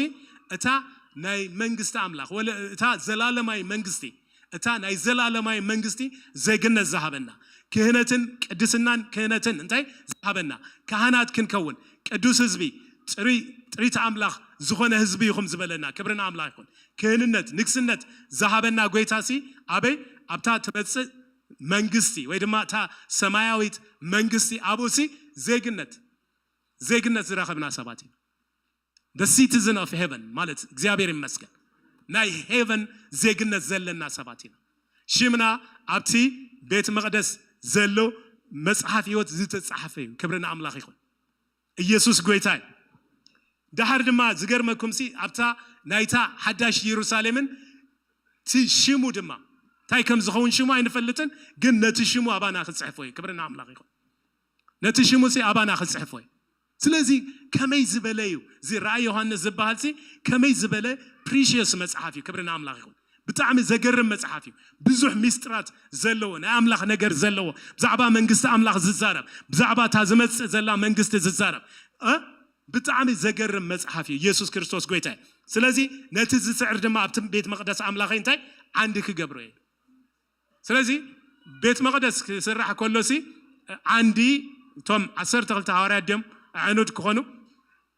ሳቶም ደም ዝኾኑ ወይደን እንታይ ይብላሎ መሲልኩም ነቲ ዝስዕር ዓንዲ ክገብሮ እዩ እንድሕር ኢሉ ነዚ ፊላዴልፊያ ቤተ ክርስቲያን ክጽሓፍ ከሎሲ ነቲ ዝስዕር እንታይ ኢሉ መሲልኩም ኣብቲ ናይ እንግሊሽ all who are victorious will become a pillar in the temple of my God all እቶም ኩሎም ዝስዕሩ ኮነ ፒላር ኮነ ሕጂ እቲ ፒላር ምዃንሲ ናይ መኒ ናይ ኣምላኽ እዩ ዝህቦ ንሕና ካልኩሌት ጌርናሲ ከምዞም ጆሆባ ዊትነስ ዝብሎ እንታይ 144,000 ሰባት ንሳቶም የምታይ ዝኾኑ ናብታ ናይ መንግስቲ ኣምላኽ ዝኣቱ ንሕና ግና ኣብዚ መሬት እንታይ ክንከውን ኢና በቃ ዓመት ክንገዝእ ኢና ኣብዚ ምስ ኣንበሳ ምስ ድቢ ምስ ክስቱ እንታይ እንዳገበርና ሃይ እንዳተባዓልናስ ኣብዚና ንነብር ኢሎምሲ ክስታይ ይገብሩ ንምንታይ እንድሕር ኢልና ነቲ ባይብል እንታይ ይገብርዎን ብትክክለኛ ረዳዳ ኣይተረድው ኣብዚ ግና እንታይ ይብለና ኣለሎ ነቲ ዝስዕርሲ እንታይ ይገብረ ዓንዲ ክገብረ ፒላር ክገብረ ኢሉ ክብርና ኣምላኽ ኢየሱስ ጎይታ እግዚአብሔር ዝሰኣኖ ነገር የለም አሜን ፒላር ክገብረ ኢሉ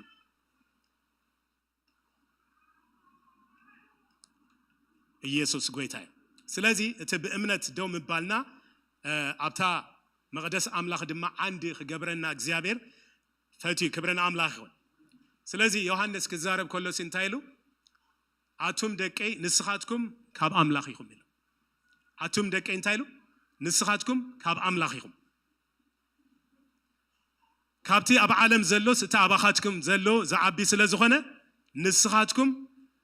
እንታይ ጌርኩም ኢኹም سعركم يخم إلو كبرنا أملاخ إيسوس قويتا ጳውሎስ እንታይ ኢሉ ዝዛረብ ከሎ እንድሕሪና ኣብ ካልኣይ ቆሮንጦስ ምዕራፍ 4:13-14 ክዛረብ ከሎ ግናኸት ንጎይታና ኢየሱስ ዘተንሶ ንዓናውን ምስ ኢየሱስ ከም ዘተንስኣና እሞ ምሳኻትኩም ኣቅድሚኡ ከም ዘቆመና እናፈለጥና ኢሉ እንታይ እናፈለጥናስ ከምቲ ኣነ ኣሚነ ስለዚ ተዛረብኩ ዝብል ጽሑፍ ዘሎ እቲ ሓደ መንፈስ እምነት ካብ ዝህልወና ንሕና ድማ ንኣምን ስለዚ እንታይ ንገብር ኣለና ንዛረብ ኣለና ኢሉ ክብርና ኣምላኽ ስለዚ እቲ እምነትና ኣብ ማሕበር ፊላዴልፊያ ዝነበረ ብኩሉ እቲ ምዕጋሶም እቲ ነገራቶም ካይወሰዶም እንታይ ኣጽኒዖም መሓዞም ኩሉ ነገራት ነዚ ኣብ ህይወትና እቲ ክርስቶስ ዝረአዮ ነገር ክኸውን ምእንታን ዝገብር ማለት እዩ ስለዚ እግዚአብሔር ይመስገን ኢየሱስ ጎይታ እስኪ ካብ ዘለና እንተስእሞ ንጽሊ ክንወድኢና ክብርና አምላክ ይሁን ሃሌሉያ thank you Jesus ነመስግነካ ኣለና ሃሌሉያ ሃሌሉያ ነፍሴ ለመለመች ለመለመች ለመለመች ጌታን ስላገኘች ለመለመች ለመለመች ነፍሴ ለመለመች ለመለመች ለመለመች ጌታን ስላገኘች ለመለመች ለመለመች ኦሆ በደረቅ ምድር ውሃ በሌለ አንተን አግኝቼ ተደስቻለሁ በረጋው በጋ ቆረጥ ጥሜ ዘመኔ ያልቃል ለመላሜ ነፍሴ ለመለመች ለመለመች ለመለመች ጌታ ስላገኘች ለመለመች ለመለመች ነፍሴ ለመለመች ለመለመች ለመለመች ጌታ ስላገኘች ለመለመች ለመለመች ነፍሴ ለመለመች ለመለመች ለመለመች ጌታ ስላገኘች ለመለመች ለመለመች በደረቅ በሌለው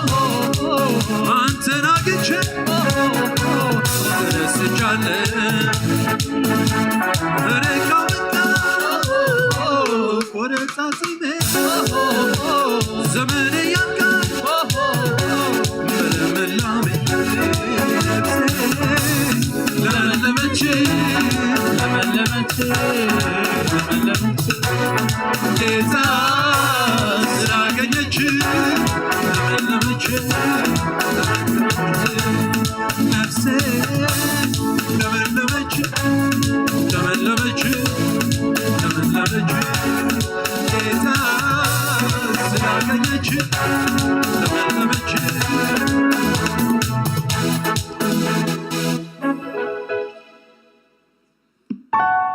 አሜን ሃሌሉያ ስለ ቃሉ ይመስገን ሃሌሉያ thank you Lord እስኪ በተዘመጸና ቃል ኩላትና ምስተቃል እንደሐሰብና እንዳተዋሃድና ንጸልይ እግዚአብሔር ይባረክ ሃሌሉያ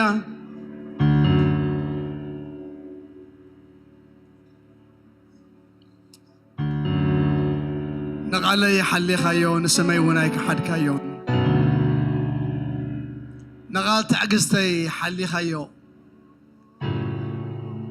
نو متصال حدوك واخي زرفكا نتزلوك هاد ما اصنيق حزو تواهلنا الله هللويا اسكي مستقال نسمع نوها هاد እግዚአብሔር ይባረክ ሃሌሉያ thank you Lord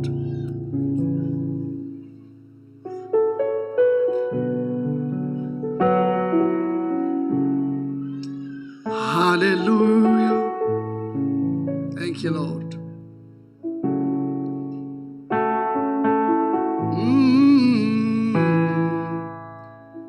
Hallelujah. كلام الله خياون مسلطني كاب كلت زعف سيبغى يبلحو سلازي خابزا محبر زي أن مهارو تدعلو قال እግዚአብሔር ዘخبرت نسم قويتها يسوس كريستوس دما خسع مودعتا زتأمنت محبر هاللويا اسكي كومدا يخوننا نتلعل زخونه لعلو كله بعسلطان زخونه قال እግዚአብሔር هاللويا نعابي وتنا بتغكر نجزاء سبات نسم يسوس كاني هاللويا كل جزء إن منو سبات. Thank you, Lord.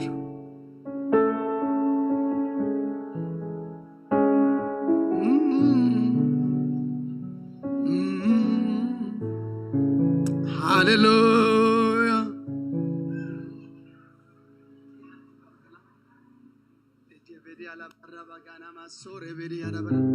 أنت مزمور كن زمر مبو موداتنا خواني خلاتنا خبزلنا يا تسينا. Hallelujah.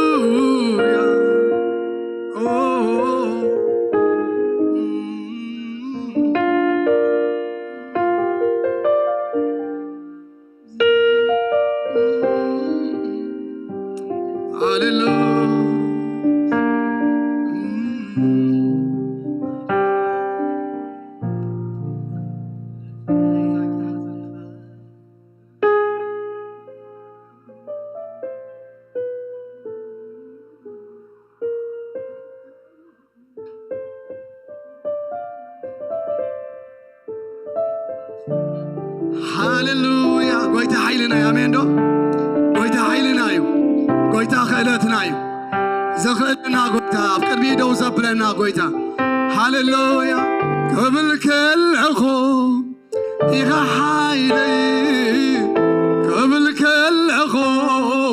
إيغا عاقمك قبل كل أخو إيغا حيلي قبل كل إخا عقمي ميدا خوي نوري أيو تعبي خرا ميدا خوي نوري أيو تعبي خرا قول خوي نوري أيو تعبي خرا قول خوي نوري أيو تعبي خرا قبل كل أخو إخا حايلي قبل كل أخو إخا عامي يا رجانا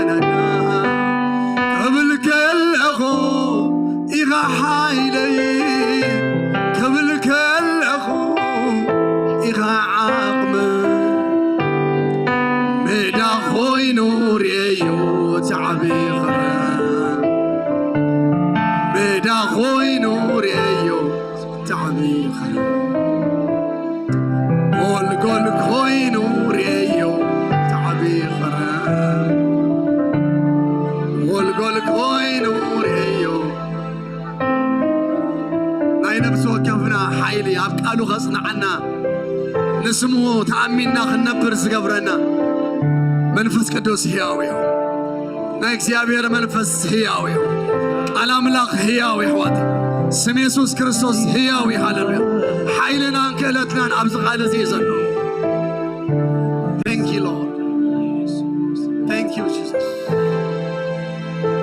قدوس እግዚአብሔር ዘላለማዊ አምላክና በጎይታ በኢየሱስ ስም ነመስግነካለና ስለ ሕያው መንፈስካን ስለ ሕያው ቃልካን ባረከካለና ጎይታ ከማህበር فلادلفيا قويتا نقالك كل جزء نأمن نسمك كل جزء نأمن كنكون ما عندي معد كان الله خموك سيابير أملاخ بشم يسوع كريستوس كل جزء قال كان نخبر سبات قويتا قال كان نيمان نتأقام زين أبل أبك أدما أبك قال كان زين وسخن زين نكن قويتا كل جزء نقالك أمنات كنكون يتسأل الله نحيل السمك كل جزء خنأمن قويتا أبزت لنا زبلة إذا سمزي كنت كملو خن عيلوك زيابير أبي سمكا خينك حدو حيل سمكا خينك حدك زيابير أملاقي بسمكا خن لمن بسمكا خن مسكن بسمكا خن تحس بسمكا خن واقع ناي سمكا حيل غلك زي خن تكام قويتا نسمكا خن أمن قويتا بيسوس كريستوس سمت صلي على أملاقيك زيابير أبي سلو كل نجر نمسكنا كالونا قال كاب لبنا يحضر وشتنا دما يفرى نهوت كتقمنا بود ما نعخا نخبر تصلي سلو كلهم دكها أمسكناك كبر كل دما نعخا يخون بشيم يسوس آمين كلاتنا داو نحب نبل نايقوا يبرخ تقبلنا كن كيدينا زيابير مسكن زيابير يبارككم تسقوا دما يبزحلكم